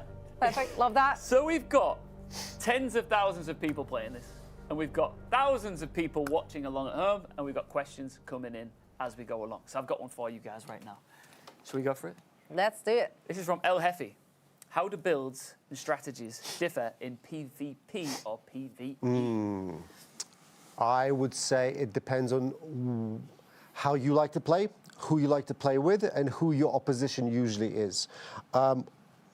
Crowd control is important, damage is important. Depending on how good you are with clicking on people, you might be better off by stacking a lot of direct damage and just sending it downrange to quickly overpower a shield and then the hit point barrier on the other side. If you're not, play differently, play to your strengths. Like for me, I don't click people anymore, it's just too difficult. So melee and CC. Yeah, it's always a brutal reminder for me when I play those games. Like, oh yeah, I don't know how to aim anymore. I lost that ability. I think 30 is the cutoff. Really? I think that's when it went downhill. Yeah, I think that's when it all went downhill for me. To be fair, you look like you could still be 29. Oh, thank you. 28. Almost 37. We're rocking it. It's all good. Looking good. All right, we're going to bring up the scorecards right now to see how we're looking with. I feel like nothing has changed, but let's do it. Let's take a look. Ooh! They made some points. Hey, they nearly cracked 100. I'm sure they're off to doing great things. Yeah, but okay, so this is not where it ends. No. The winner of the scavenger hunt is only getting an advantage in the big skirmish. That still means that the other team can overpower you. I don't know what the advantage is, but obviously we're hyping it up, so it must be something big. It is. Oh, look at this. Oh, my word. They've ticked off all but 3 that train is leaving the station. The challenges on this scavenger hunt. Guys, this is a strong team, right? We're about to join them live, but how impressed are you with that? Very impressed. What were your expectations? I know like a lot of the challenges are coming from your team. How many did you expect them to reasonably be able to do in 3 hours? It's very, very hard because to make an assessment beforehand, because like it depends on, some of it depends on knowledge, like do you have time to practice and things like that, and also finding the optimal route and not getting eaten by sandworms too many times. Now look at the spice eyes on Sacriel. Yeah. He's it's lovely. He's locked in. He's locked in. He's spiced up. Well, he's ready. He is spicy. And if you look are they on the way to the team combat? I think that's what's happening now, right? Ooh. Not yet? No, but they're on the way somewhere. Yeah. And they're rocking as a posse. I like that. Yeah, they're rolling deep. They're rolling deep indeed. In the desert, we're all looking for fab. some place called Kadir. Do you know the... Oh, they're looking for Kadir, the hand of Kadir, right? Oh, wow. Yeah. That's what they're looking for. We've been seeing their opposition trying to get to the top of the hand of Kadir. Let's see if they can pull it off, but we're going now to live footage of a man running in his underpants. Are they actually in the underpants, or can you toggle all of your equipment down? I know you can toggle off the helmet, but the underpants stay on. Yeah. I mean, yes. But like he is wearing equipment right now. No, Toggle them off? No, this is as naked as you can be. Okay. Only the helmet can be toggled on and off, just to see the aesthetics of your character. Obviously, because I'm not spending 3 hours in character creation to never look at my character. I mean, this might be this footage of people in their underwear could be shocking to some viewers, but as a Brit with a bit of sunshine now, this is how people get outside as soon as we get above 22 degrees. For a survival game, I would say this is pretty normal. Yeah. The vast majority of survival games, this is kind of the content you'd be expecting to see, especially when you spawn with a rock. It feels very Conan Exile. Yes. That's why I love that.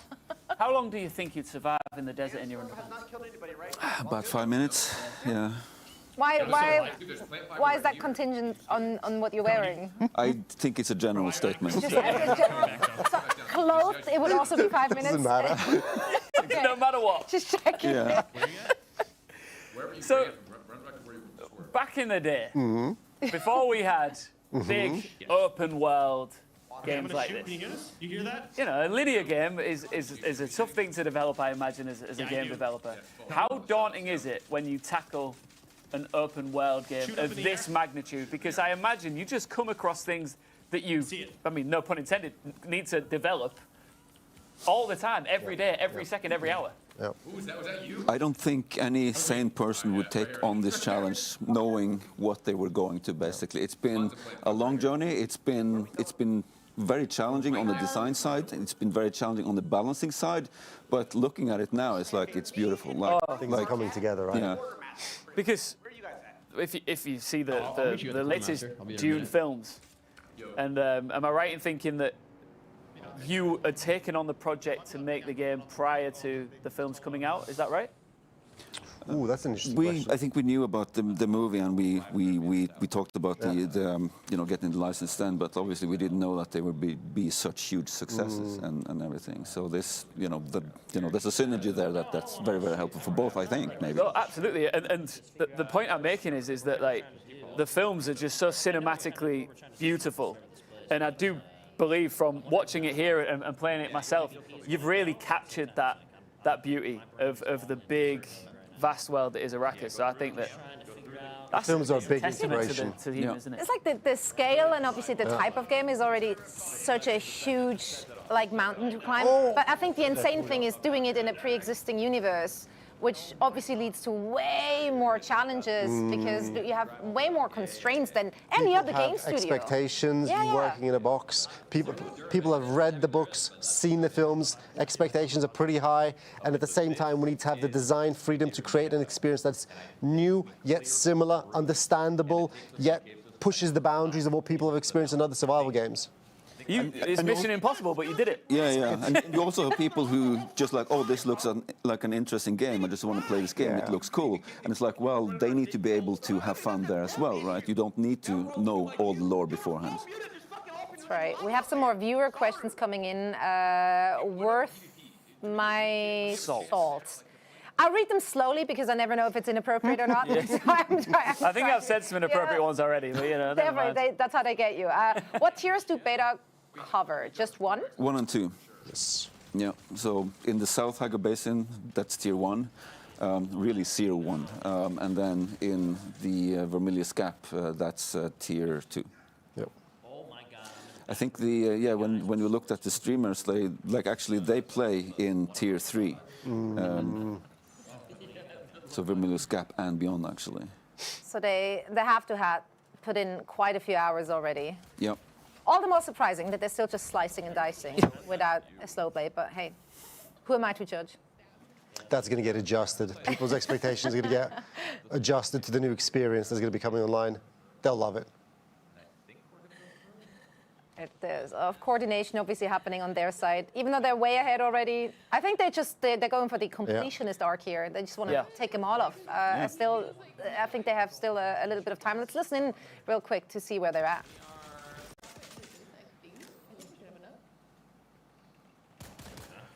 Oh, is that you, Sacro? No, I've lost where the hell you guys are.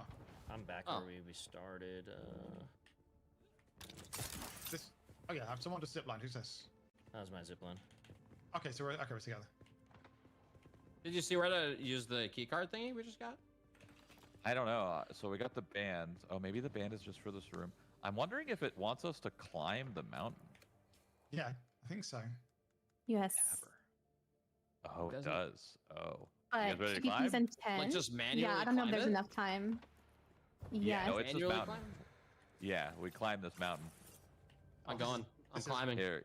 Child's play. Yeah. Wait, where are you guys? Yeah, we could climb. Everyone uppies. Uppies. Here. We're going fucking uppies. Where? You ever see Free Solo? I don't even see where you guys went. I think we could. could. We're just gonna climb this mountain that we're on. It's gonna take a long time, actually. I don't know if we could do it in 8 minutes, but we could try. I will be trying. I think I'm on the right mountain. I sure hope I am on the right mountain. It looks like there's a peak, like it implies to go up there. So it's not too high actually. And there's lights with leading me? up. Who's climbing under me? Me, I'm about to be honest. Oh. Some of these features have been harder to develop than others, and then seeing players actually use them efficiently and maybe not even sufficient, very efficiently. But it's really fun to actually see the things that you worked on for so long actually manifest in the game and be worth it. Because you will have tested and tested and tested to see how it works. Oh no. Well, these guys have got roughly around 7 or 8 minutes to try and climb the mountain. At the end of the challenge. The end of a rough time here. He's not making it to the top. Is that enough time to get to the top? Well, it'll be difficult. I would say at this stage, with the points as they are, I think they should practice for the next situation. You think? That's the right thing to do. I would say I would practice. I did like the approach, though, to tackle the mountain last, knowing that it might take a while, and then you're not having people waiting at the top like Zaryu in Team Harkonnen, because they were just out there waiting for way more time. There is a better way to climb than what we saw before. What is it? Tell us, please. On the other side, pretty much. Right? Okay. It's kind of when you climb the mountain and then you see a lot of people on top of the mountain. It's like, well, how did you get there? Well, we took the cart. not quite like that, but there is a more efficient way. That's funny you say that, because that actually reminds me of when I was in Rio de Janeiro, and I went to Christ the Redeemer, and I hiked up. I got to the top all sweaty and just covered in my own sweat. And then I just saw a lot of people just come up on a cart. Same thing. Should have brought the still suit.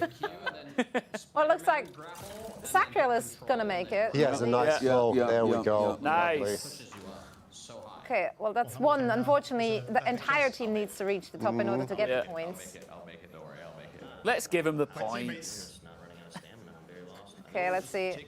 Take little like breaks, right? Like out of halfway points. You hit Q and then Spider-Man grab the wall by holding space. And then when the Q All right, rounds up, he's walking them through it. pops you up, and then The Q tech. again rides the momentum up. Yeah, but the thing is, like, I'm Different suspense as well here have different functionalities. They're using ones that actually allow them to get quite good verticality with every grapple that they chase. If you mess around with it, just chilling up here. It's just so beautiful, this game. It is. Really. And there's so many good vistas in the game. There's not been a single moment where I didn't just stop and look around and be like, this is pretty. Yeah. Yeah. No, we have to give kudos to the art department. They really made the game look pretty. Yeah, they did. And so different. Because you'd expect everything to kind of look same-ish, right, when you're in the desert, but I felt like every single point of interest gave you a different kind of vista. You have access to those different biomes within the desert. It's really pretty. It's a nice way. Hi. What's good? I think Now it's just different waiting, is the key word for this Yeah. game. It's the word that always comes to mind when you think about the survival element, the landscape of it, the fact that it's obviously in the desert, and the combat. Everything is different to what we'd normally expect, right? And that must have been a big passion point. Yeah, I mean, we did need to make a Dune game, and it's like there's no use in having a license and you don't respect it, I feel. And that's something that on the directorship, we've been very adamant, and particularly our creative director, Joel, is like, well, you need to make your designs fit Dune. Do not make Dune fit your designs. Of course, there are places where we've had to, look, we don't see how we can get out of this or get around this. So either we get rid of the feature, or is there an acceptable way to get this in lore? And sometimes we're able to make our own lore or kind of add to the lore and everything. So that's been good. Do you think we'll ever see elements of the game influence film? That would be great. I don't know, but I think we should. Yeah, I think definitely. I reckon this could inspire elements. You never know. Yeah, It's going to exactly. be an entire movie, them climbing a mountain. That's a 2-hour feature extended edition. Yeah. Climbing the mountain is like, when you go skiing in Norway, for instance, you climb to the top of the mountain and then you ski down, and that's great, right? And it's the same thing here. You can, if you climb the mountain and you have a suspensor belt, like we saw someone use the suspensor belt, and it took them 10, 20 seconds to actually get to the bottom of it, and it's like that's also cool. It's an experience. Yeah. That's the journey. Yeah, I don't think Quarter Jade is going to make it. They've literally got, I think, a couple of minutes Yeah, it's left. just a few minutes left. Oh my god, I didn't realize, I thought we were halfway up. Or look up there. Is that right? We're gonna go up there, bro. All right. She's not. Is she halfway? Is that halfway? I'm willing her on here. I'd love to see her make it, but I've got two experts next to me that probably think she can. I don't want to say that's a strong word, maybe. she is taking the more efficient path, though. The design path. Yeah.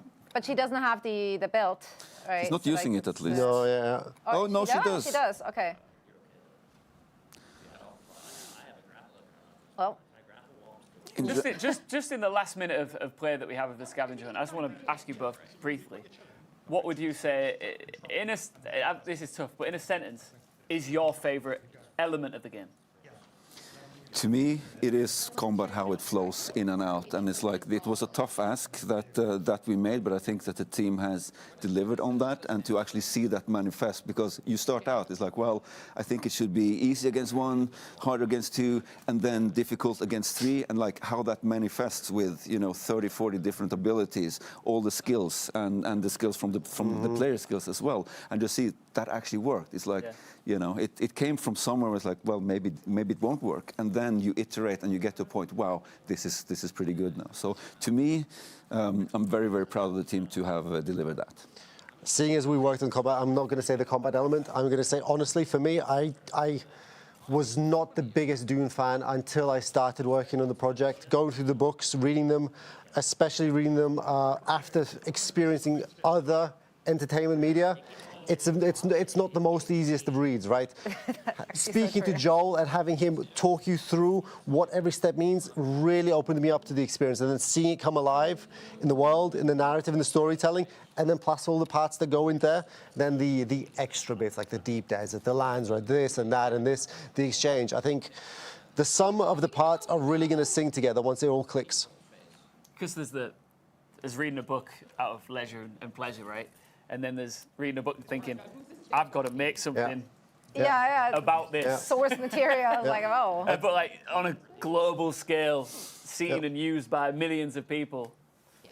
No pressure, guys, but it's looking good. So far, so good. It's looking wonderful. Like, I mean, the game screams Dune, right? But it's also, it's not a copy-paste. You created something unique within source material that is so well known and so intricate and so detailed. That is such a phenomenal achievement. Like, I can't quite put that into words, like just how impressive the feat is that you and your team have achieved here. It does feel surreal in hindsight and everything. And like I said, if I known this would be this challenge to get here, and it's like I would have my doubts, but like seeing it now on screen is like, wow, this is exactly how we designed it to be, and it plays really, really well. Congratulations. Thank you. Both of you. Congrats. And to all of your team. What that means right now is that time is out. She will not make it to the very top. 11 o'clock BST. I mean, it depends where you are in the world. This is, of course, a global party that we're having right now. It is 11 p.m. here, which means the 3 hours of gameplay for the scavenger hunt are up. What do we make of the score, Zoe? Well, Team Harkonnen couldn't pass the 100 mark. We have 90 points against 340. They couldn't complete all of the challenges, so obviously I'm very disappointed. But they basically ticked off almost everything. Half of the team managed to climb up to the top of the Hand of Kadir as well. Kadir, totally nailed that. Yeah, so efforts were made there, but that means that they are getting obviously a bit of a advantage in the spicy advantage. Is it? Oh, okay. Might be a spicy advantage. How spicy? How spicy? Medium? Are we talking chicken korma, or are we talking? Well, I see colors afterwards. Like where we at? Okay. Well, that sounds promising. The PvP, yeah, it is, and the PvP play is next. Are you excited to see that? Yeah, very excited. I want to see what people do. True and utter combat. Do you think, having a team with a spicy advantage, is that going to be like an instant win, or do you feel like the other team has ways of working around that? Like, is there hope? So when I said I think they should practice, I really meant it. The opposition would be at a disadvantage. They have to coordinate, they have to focus, they have to deploy their abilities, the direct fire, effectively. Otherwise, they will be just overpowered. Well, they can do it. It's just they have to coordinate. It will be very interesting to see, because the tempo when you play, at least when two players who have played before, when they go into PvP, it is very, very frantic. So this will be interesting. Yeah. We're going to find out. We're going to find out. We are. Don't go anywhere. It all comes to a head here, live in London, when we come back. First. Eat me. Not a bad way to go. Put your hands up. Hope we can slide down this. Yeah, you should be able to. That would be awesome if you could slide down the sand. He chose me. I knew I was the one. I'm on top of him. Oh.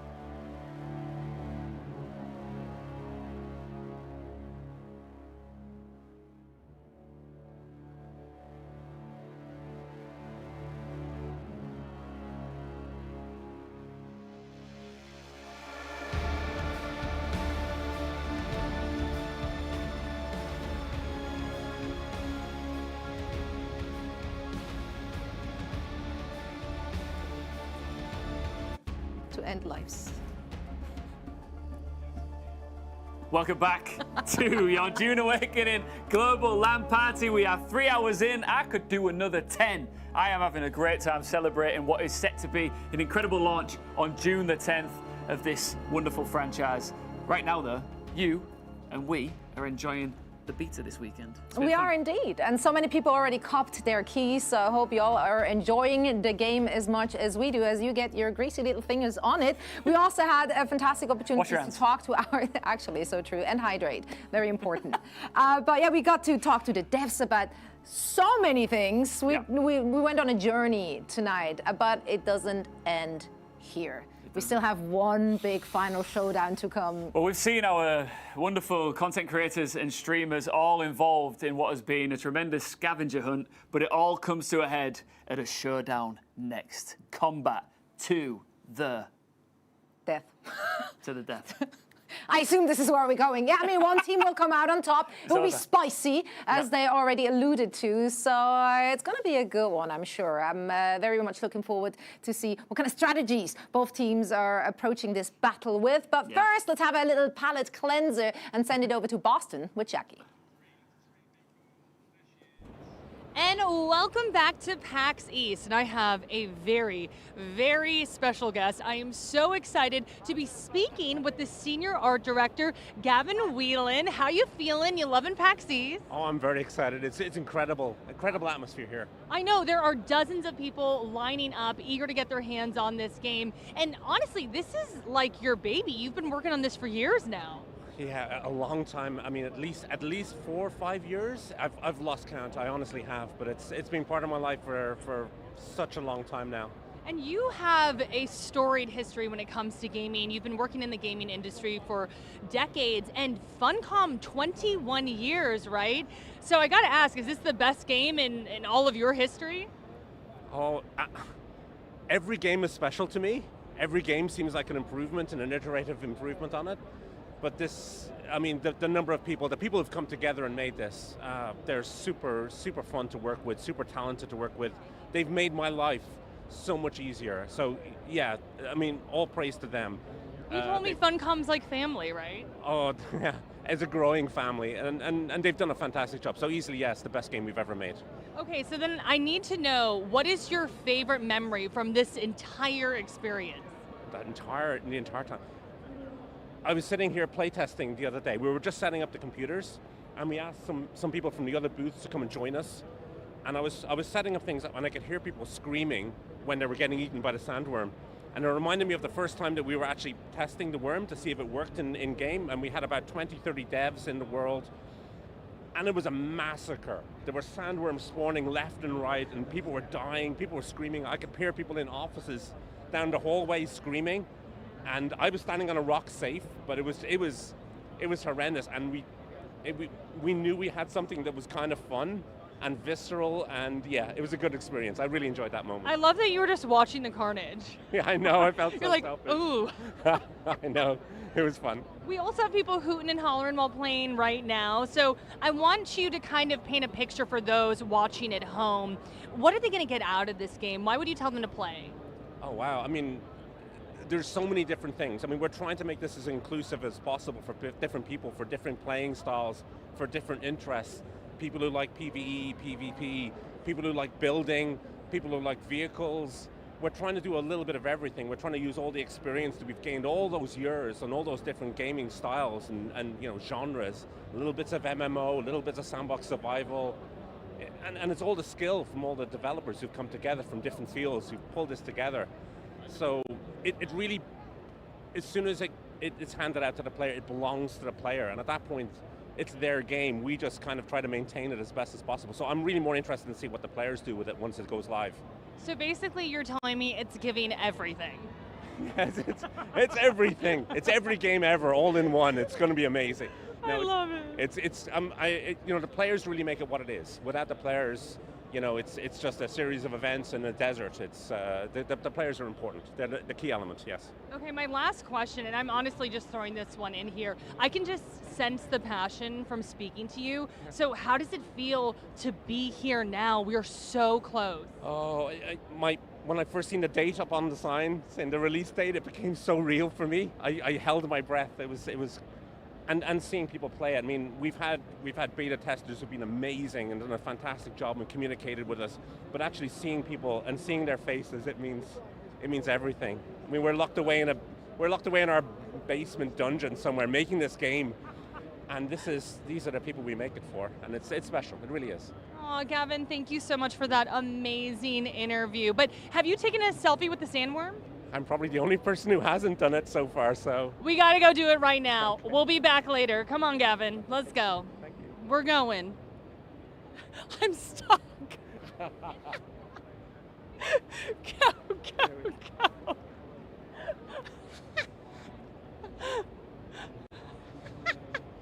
Bye, Gavin. Bye, Gavin. You were amazing.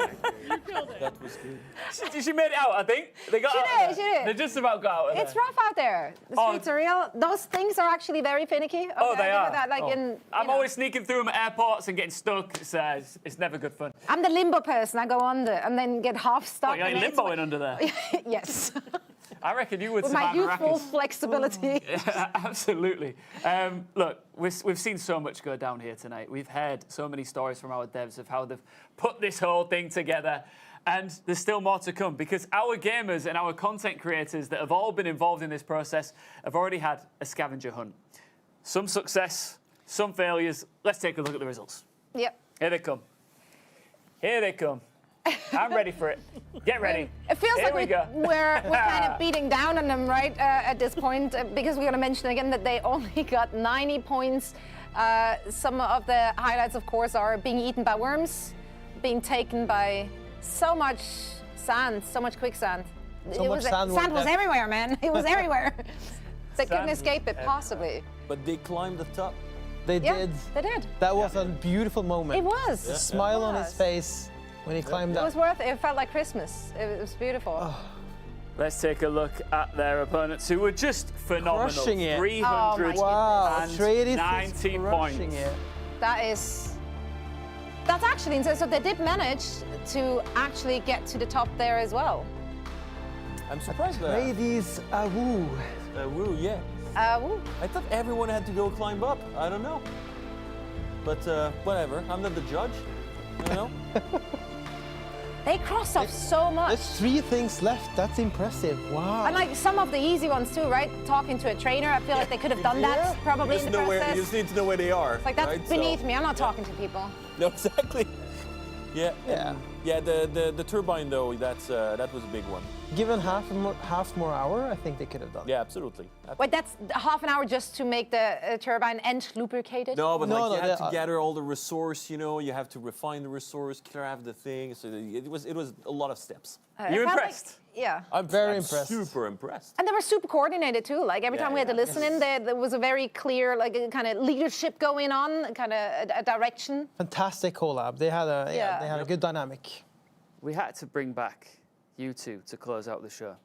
Look, We I've had loved, to, like, I've we loved had no all the choice. devs. I've loved all the They devs. told us to. But I think that you two are ready for an epic showdown here tonight. We are. Oh yes. Well, maybe. I'm not sure. We'll see. We'll see how it goes. We'll see how it goes. Well, You you're here know, now, PvP. so again, you have no choice. No, You'll have exactly. to sit No, through it with absolutely. us. Well, we've seen all of the passwords. Pretty much the penultimate one went out during Jackie Jing's conversation there over at PAX East. But I think we still have chance They're for heading you to out. get involved. But right now we're taking a look at Team Atreides, who have just been on fire, going through the desert at least. Yeah, yeah. And they're heading towards the final showdown, guys. That's right. Let's hope they don't get eaten on the way. If one of them gets eaten by a sandworm on the way, It's are their they, loss. are they, I is mean, that it? then they're naked there. The worm is coming now. Yeah, I can hear. Uh-oh, I can. That sound is horrible, by It's the so way. good. It's so creepy. It's so good. The audio design in this game is amazing. Oh, it's so good. Yeah, recorded in London. Yes. Yeah, yeah. That's right. Yeah, in one of the most like infamous recording studios in the world. So it's actually, it's incredible. Trading, passing in front of the Oh, they're Harkonnen just base. showing off now. Maybe trash talking. I don't know. You know if they can hear each other. Probably not. Uh-oh. What are That creepy sound. Oh, Yeah. get chills. Right, so they're getting closer to the rocks, obviously, to avoid them sandworms. Yes, they should stay close. It started feeling a little too eerie there. Yeah, exactly. So we've seen here as the players now make their way to their final destination here tonight for a battle for the ages. And we've seen, you know, earlier and throughout this show how different players and the devs have advised and shown us how that they would survive Arrakis. But here's some top tips on how you can do even better than them.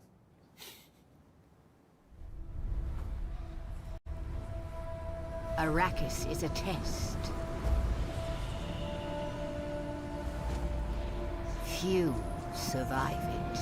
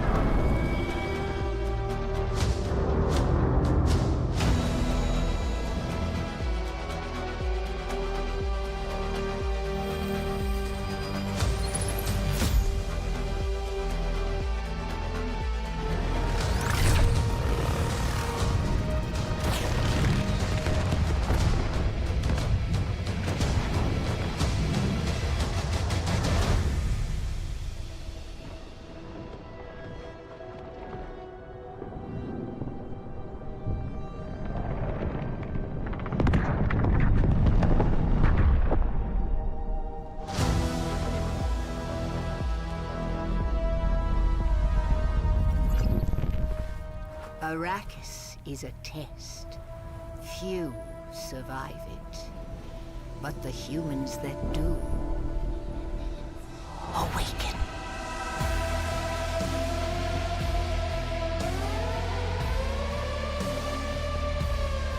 I actually teed that up as some top tips on how to survive Arrakis.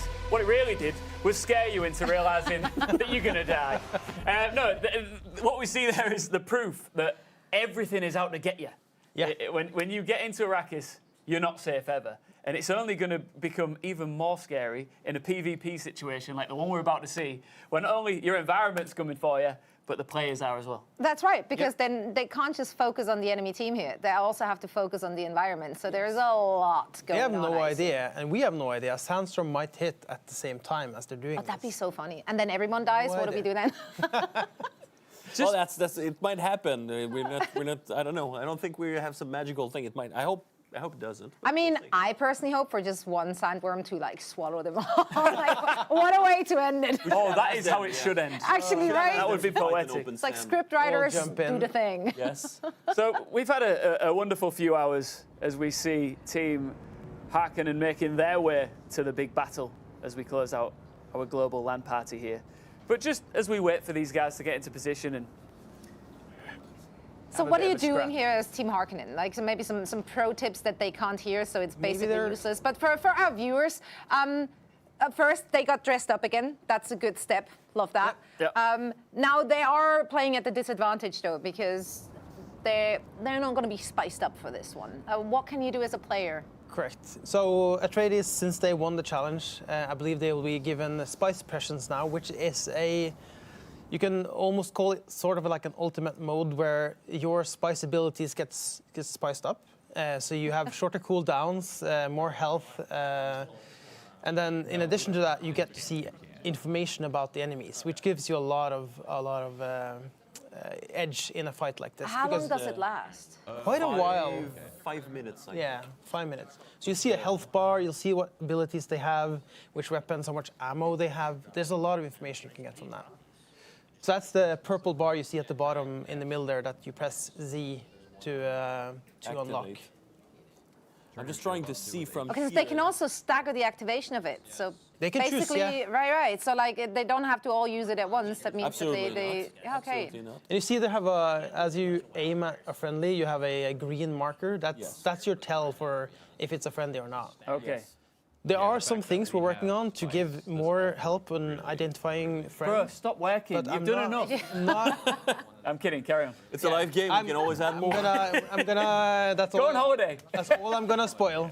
Is that Yes. is that something that like just based on what feedback you've been getting from the beta Yeah. players that like they struggled identifying who's Yes. a teammate and who's an enemy? Yeah. Okay. There's some more trying to evolve. There's many ways. You know, you can change your appearance with the swatches and Yes. the transmog, not the transmog, the But what do you call the it? customization- swatch and the customization menu. Customization menu. You can change how you look and To clarify, the swatches are skins.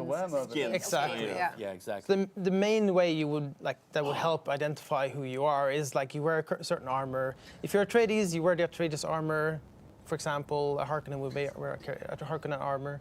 But right now, I think they all kind of have similar armor-ish. Yes. It's a pretty balanced PvP right now. Yeah. Which is probably not something that's going to happen a lot, but you know, you never know when you go into the deep desert.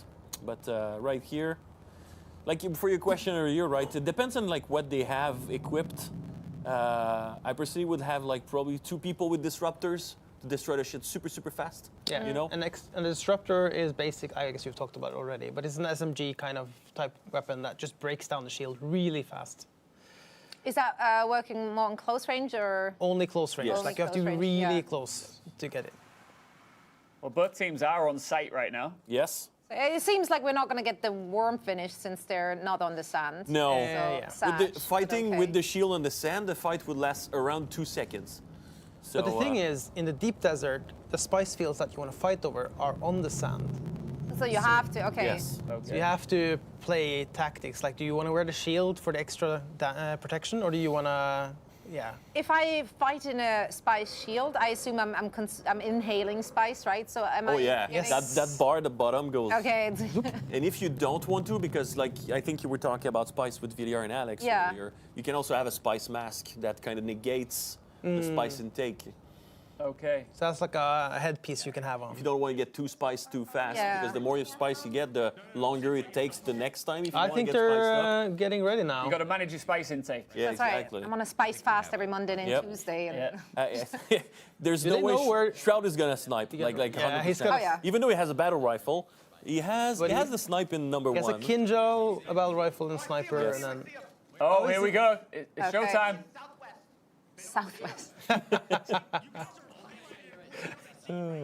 So there's 2 They're just melees, all long together. swords. This is gonna ram them. So yeah, Shroud has a turret. That's gonna hit hard Oh, that one is if he uses hard. it. That's going to slap in it. It's called the Yes. Sentinel. It's the starter ability of the Mentat. It's the Mentat. It's the first skill of the Mentat, I think. Yes. What's the range on it? It's fairly good, I pretty think. long. Yeah. Like mid-range. And it doesn't miss. Do you know what? I feel like this is an intense beginning to the battle. Should we quickly listen in? Let's Yeah, hear yes, how they're yes. communicating with each other. One of them's trying to run around. They're trying to surround us. We got to get one of them by themselves. They see us. Oh yeah, they do. I think we send it. Do we send it? Send it. You see I'm something, sprinting. just go for it. Okay. Let's go. Salad, what are you doing? Different ways, guys. Oh my gosh. I see what I see. We're going in then. We're going in then. I hit one. Okay, well. Guys, we could talk about this. He's feeling that. Guys, we could talk about this. What is this? Ah! I'm being floated. Guys, we could talk about this. I killed one. Oh, this is unfair. This is One shot on its turret. Holy shit. This guy just rezzed himself. Wait, which ones are you guys? I don't know. I think I won.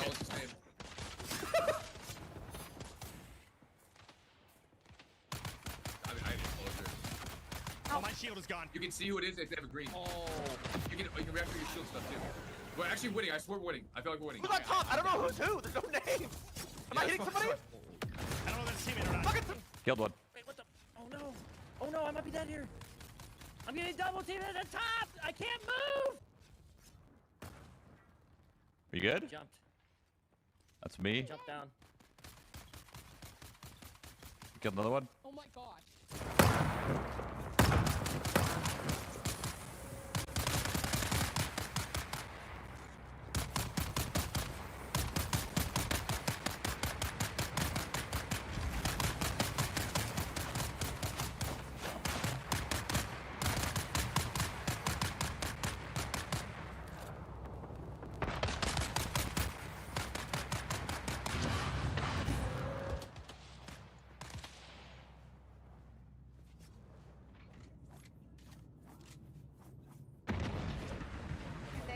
revive? Oh, is They can revive, I think. What's happening, guys? You've just witnessed some absolute chaos. This is chaos, indeed. Talk us through what we've seen. But the cool thing, I think, the great thing, I think, is that Shroud, he's using the tapper, which is probably a schematic he found by exploring earlier. and Oh, he he's getting crafted the gun. staggered. Oh no, he doesn't have stamina. He can't get out. He can't doesn't get have out. stamina. He's got 0 stamina. And yeah, there's no way he can recover now, right? But the other He's one is getting not cooked. even using slow blade.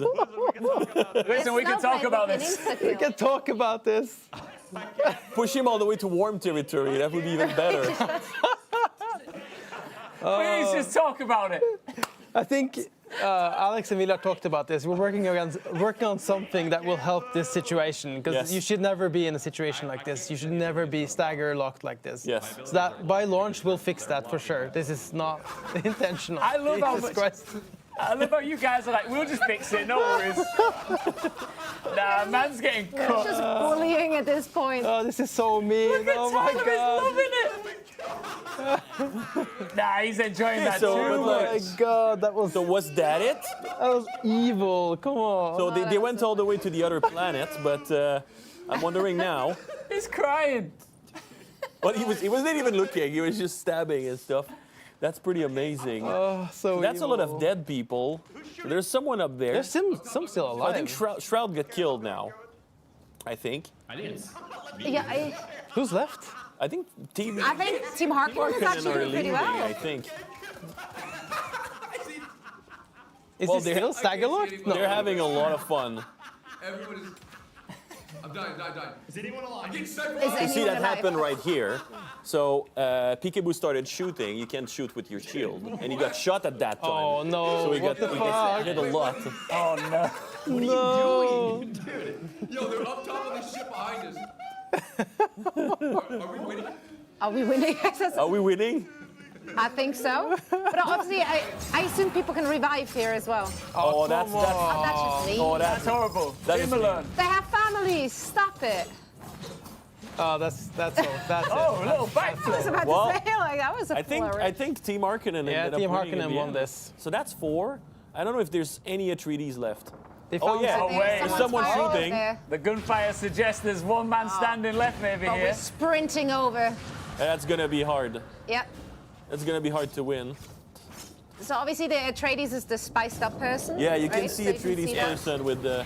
with the purple. Team Harkonnen, after absolutely bottling it in the scavenger hunt, Yep. are about to win the big battle, right? Like true Harkonnen. Yeah. Like true Harkonnen. Yeah, exactly. Exactly.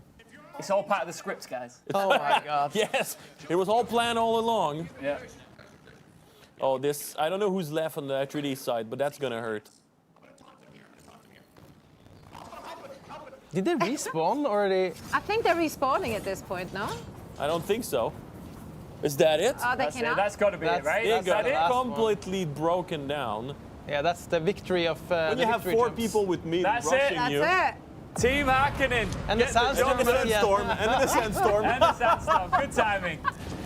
Well, I think everyone's gonna die now. All that's left is to just. No, but he wait, can wait, get in wait. shelter. They can get in shelter. That's fine. Wait, still Is it? people What's going alive? on? There's somebody else. Oh wait, they must have respawned and gotten back and picked up Someone loot. probably respawned. But fighting in the sandstorm, that's not really a good idea. Yeah, that's a choice. That is That's a being choice. made. That is a choice. Yes, it is. Absolutely. They're not gonna live long. Well, I do think we have to declare Team Yeah, our Harkonnen referee. winning. Was it? Yeah, the We refs, heard the referee, Can we right? check? Can we just check? Is it Team Harkonnen are our champions here? Absolutely. Team Harkonnen are the champs. So let's give these guys a round of applause. A round of applause. That's So really what did good. we learn, kids? Spices and everything. Spice isn't everything. No, exactly. They were Not the if you don't use underdog. it right. Exactly. Underdog, and then they completely destroy Atreides in PvP combat. They found an exploit as well that. Hey, look. We're all there. Whoever gets the jump, they're Harkonnen. It's not It's Harkonnen, exactly. It's on brand. It's This one, very Tyler, on the way brand. Tyler laughs here, 100%. this is the highlight for me. He is loving life. Let's just listen to how he chuckles away here at this moment. Oh, see, that was smart though. Yeah. He was. Yeah, that was a good play. CC his ass. CC's ass. Oh man. The Ganging up on him. Wow. destruction. Destruction. What They needed some sort of grenade or something in their build. That would have been pretty good, I think. I need to hydrate. Yeah, it's true. Tyler Tyler had so little health left because he Yeah. was so dehydrated. But So, got the job done anyway. got the job done. But I do love what we just heard, because obviously we weren't privy to that information before. Like, obviously it was chaotic. They couldn't quite identify who's the teammate and who isn't. Yeah. So asking for them to jump in order to identify your people. Ah, that's true. Such That's really good clever. problem solving. People should maybe take that into account here when they get on the game. Yep. Listen, that was the very first ever Dune Awakening. Duke Awakening. Duke Awakening. Duke Awakening. Well, the Duke kind of won because Harkonnen won, so, you know, there we go. that's I gone got back up. you. On That's gone back script. up. Perfect. Yeah, that first ever competitive tournament held right here live on this show. Did you enjoy it? That was really fun. That was really a ton great. of fun. That was really great. It was great to see how they planned their way around the map to find things and looked at the stuff they had to do, trying to figure out exactly what they had to do, talking with each other. And the smile on the faces when they did like climb the top of. Let's have a look at a smile right now. You asked for a smile. There's one for That's you. a smile. Pure joy. That's someone who's having It's a lot an of fun evil right there. Harkonnen laugh. Very That's the much. best thing. That's the Am best I allowed thing. to semi-swear on this show? Just I just want to check with the producers. Am I allowed to You evil bastard, Tyler. Evil. Oh, that's. This is one of those moments where that proximity chat will laugh. be very fun to have enabled. My God. Oh, what a journey. Well, that's good.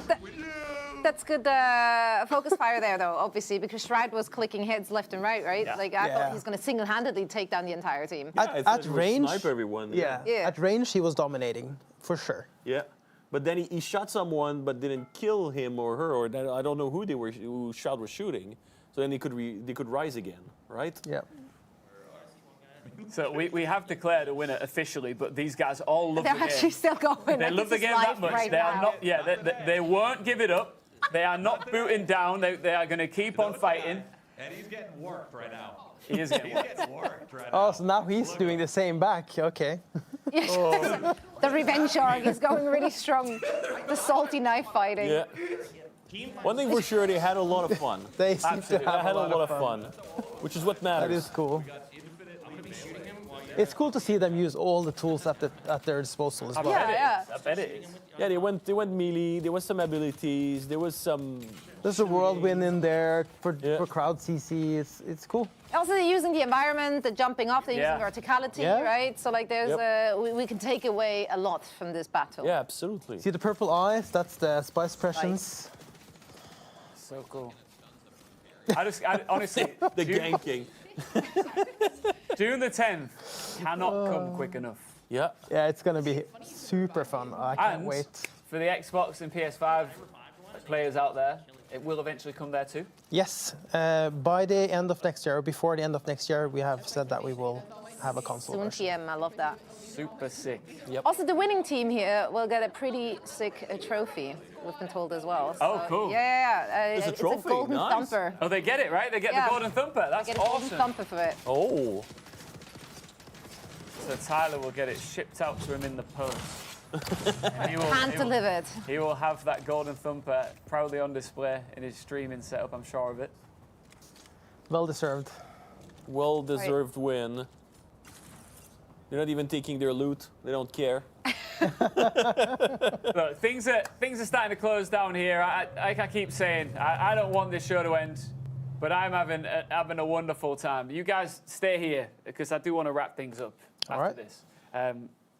Should we go to PAX East one more time to go see our wonderful colleague Jackie G?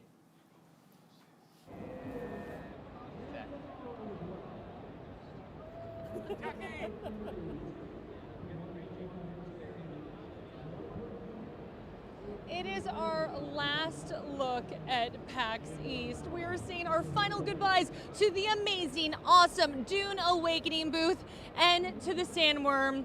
He's been a real trooper today, bringing the energy for all of the photo opportunities. Bye, Shai Halud. I'm gonna miss him. But also, let's talk about these crowds we've seen today. You can see we have dozens of people here, still very excited to get their hands on this amazing game. And it's been a beautiful day, seeing people light up as they dive into the deserts of Arrakis, getting a taste of the spice. Many of them walking in the steps of the Freeman, adventuring through Act 1 of the epic cinematic story, battling through the deadly environment, mystic portents, and ancient schemes. And people are telling us that they are loving crafting, they are loving building, they are loving surviving. So I'm gonna leave you with this important message. Dune in June. Dune in June. Get the pre-order coming to PC June 10th. All right, that's a wrap, everybody. I'm really gonna miss that sandworm. Oh, we're going to miss you, Jackie. You've been absolutely brilliant over there at PAX East in Boston, talking to everybody at the Dune Awakening activation stage. There's a lot of excited fans out there, Zoe. Yeah, I love how many people just stumbled upon it, how many people just learned of the game. They had the books to be handed out, codes being handed out, which is what we did here as well. So thousands and thousands and thousands of people will be playing the game. More thousands. I can only count thousands, so that's as far as I go. If you're watching going, what do you mean there was beta codes given away? Is there any left?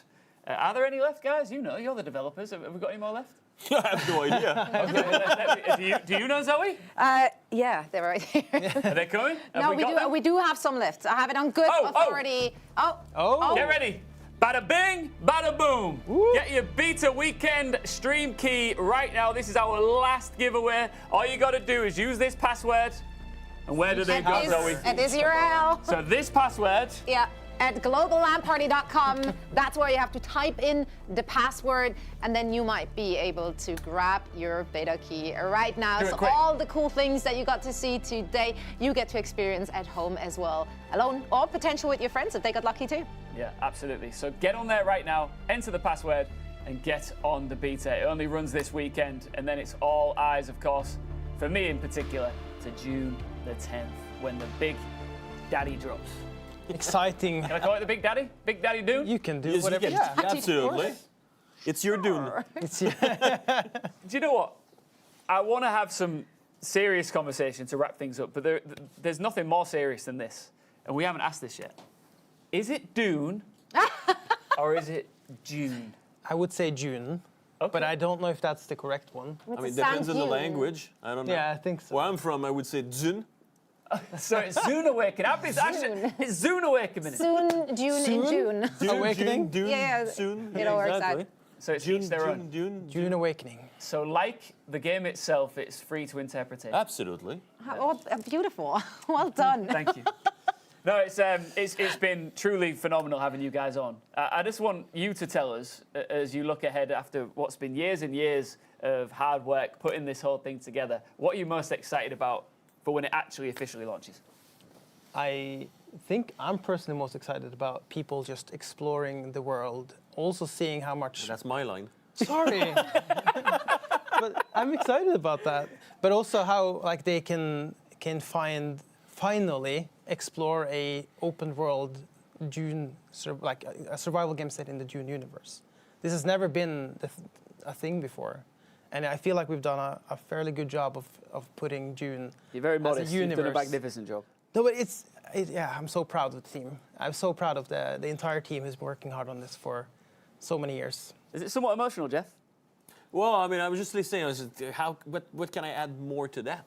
You know, it's exactly what I think also. It's going to be really great to have everyone walking and flying and biking in the world that we've built, experiencing all the story parts and everything in between, going back in the deep desert and extracting some spice, trying to survive in there, getting jumped in and staggered to death by enemies and things. You know, it's going to be really great. I'm looking forward to read so and poetic. see everything that the community will have to offer, right? Yes. When the game is live, and seeing all the wikis popping up with all the secrets and all the things. You know, it's going to be great. Yeah, it's going to be so interesting to see how each and every player is interpreting the game for themselves and living those experiences. We got a bit of a glimpse already here today on the stream, and I already loved the different approaches we got to see. For sure, and because Zoe, you've been a part of this process for a while as well in the build-up. You've been to several different events and you promoted it and all that. And I know that you're personally really excited to get your hands on the full experience. When I first had people from Funcom getting in touch with me last year, I was also absolutely blissfully unaware that a game about Dune is in the making. Yeah. So I was like, you what now? Like, is this a typo? Like, are you for real? Because like I'm used to like books being adapted by movies or like into a movie, but like the game adaptation, that's like so many steps further and like such a big challenge. So obviously I was skeptical initially. I was like, can you do that? And then as the nuggets of wisdom dropped, you're like, we have an alternate timeline. It's a different universe, but it's the same universe. And it's like, every single step just made me more hyped and more excited for it. And what we get to see this weekend in this beta is just, I just can't wait for Dune to happen and for us to like be able to play together, die together as good friends do. It's gonna be a good time. Absolutely. Die, for sure. Yeah, definitely die. Sure. Maybe surviving, maybe thriving, but mostly just Swarm surviving. death. Your first swarm death. You will always remember it. Yeah, it's beautiful. It is. Is there a best way to die? It's got to be worm, right? It's got to be worm. Yeah. It's the worm. Okay. I think so. The second best way would probably be when the Curliest storm passed in the deep desert and you just stay there. That is die. That is and you Like, see oh, well. the storm passing by and the lightning and the shredding and you just die. Listen, I'm not ready to let this show die just yet. just stay right there, because briefly, I just want to take one more look for you and us and everyone at Arrakis.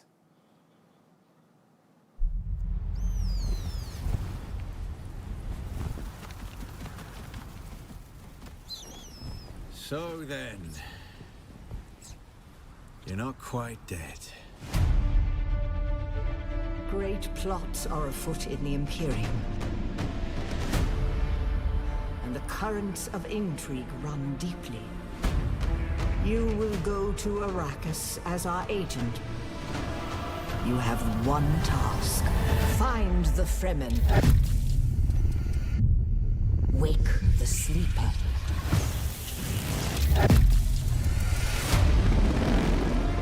You were sighted fleeing the scene of a terrible crash. Who are you? You've heard the expression, the spice must flow.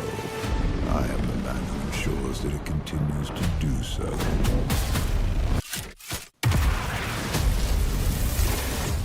I dreamed of you. Birthed in fire. Twin comets in the sky. The seer of lies. I am terrified of what happens when you awaken.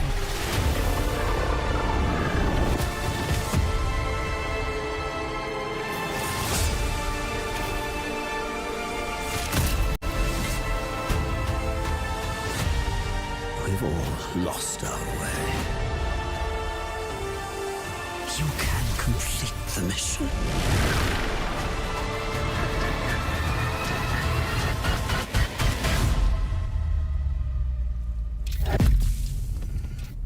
Every person carries their past with them. Who are you?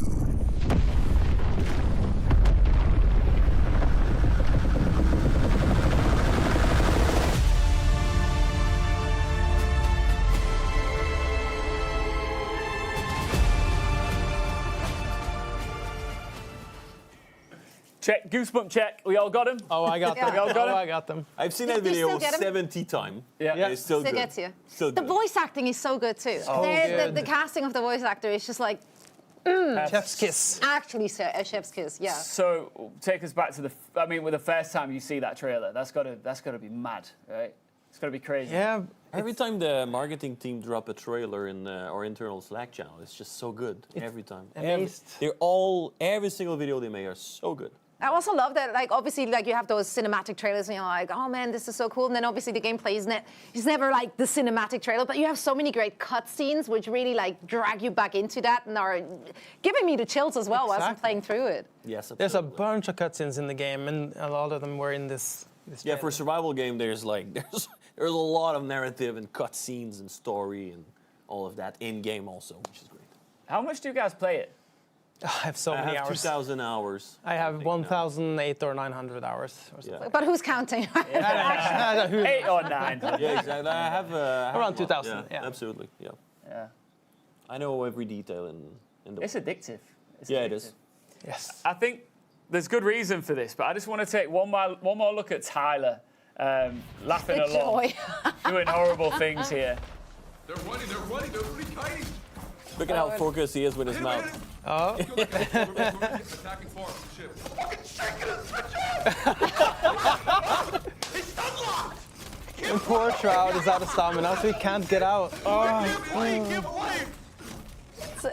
So you said as we were watching this live that this is definitely something that needs to get fixed.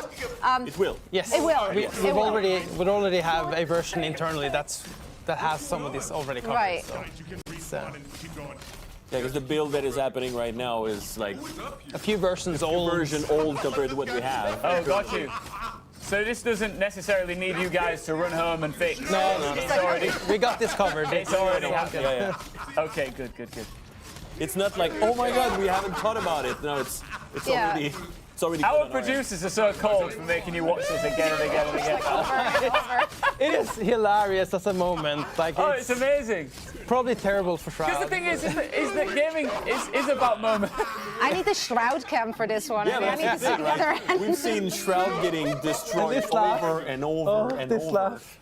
Yeah. It's just I think it's in combination with the Shroud cam earlier where he's like, oh, it's not even fair, as he's like fragging heads, and then he gets stunned with a knife. What does he keep saying? Let's talk about it. Let's talk about it. Yes. I appreciate the approach, though. Let's you talk gotta about talk it out sometimes. You Let's gotta talk talk it out. about it. And then Harkonnen is merciless. Yep. Just no mercy. Yeah, obviously the streamers all had a phenomenal time, and we did as well watching them. So it was great to get those little bits and bobs from their comms, hearing how they coordinate, hearing how they're just enjoying just carnage. Yeah. Yes. Yeah, beautiful. Look, just a little peek behind the curtain here. The reason why we've kept you sitting here for so long is because we were trying to get Tyler 1 on the line here and have a bit of a chat here. Sadly, I think he's gone to the gym because he is. I think that's what it is. I had enough killing. Yeah. That's right. He wanted to do it swing in-game, do it out swing of some game. metal in real life. But listen, let's wrap this up because this has been epic. It's been awesome working with you for the very first time. Likewise. No, it's been such a pleasure, and I'm just so grateful to have all 4 of our devs here today as well, taking not just our questions, but the questions from the people watching as well. So thanks also for everyone watching who send us questions as well. It's been a pleasure. Thank you so much for having us. Yeah, any final words from you guys as we wrap this thing up? Final words to you or for them? For them. Whoever, honestly. I'll take some words. I'll take some words. It was great. No, but we had a lot of fun. It was great. It's super fun to talk to you about the game. And like we said, right, it's really easy to talk about the game because the game is really great. We don't have to force ourselves or anything. We have so much to talk about. I mean, we play it for thousands of hours. Yeah, exactly. And we have fun, so much fun every time.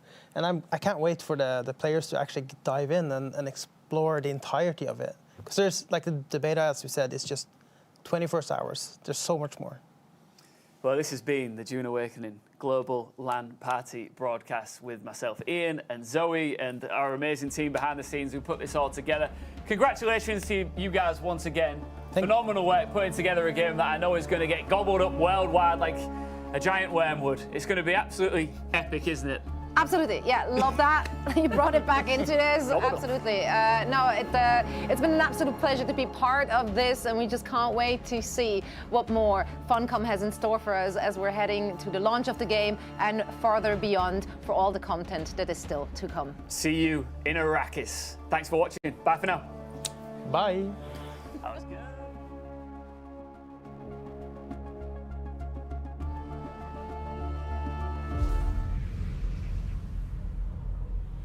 Few survive this world. But those who do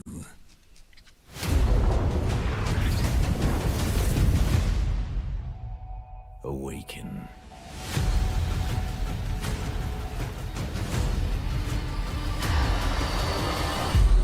The desert wants you dead, Off-worlder. If the sands don't take you, the storms will swallow you whole.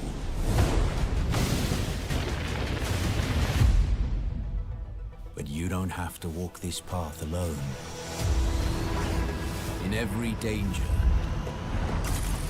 there is opportunity. The foundation of something greater. A power waiting to be harnessed. Desert power. Some claim to rule this planet. But Arrakis is yours to explore. To fight for. To conquer.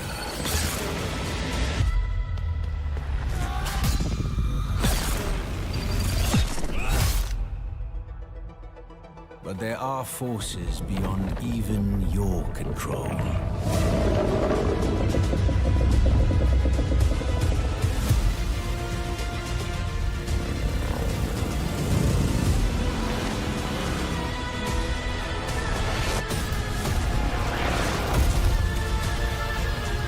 Master Arrakis, and it will open your mind. This is your path to awakening.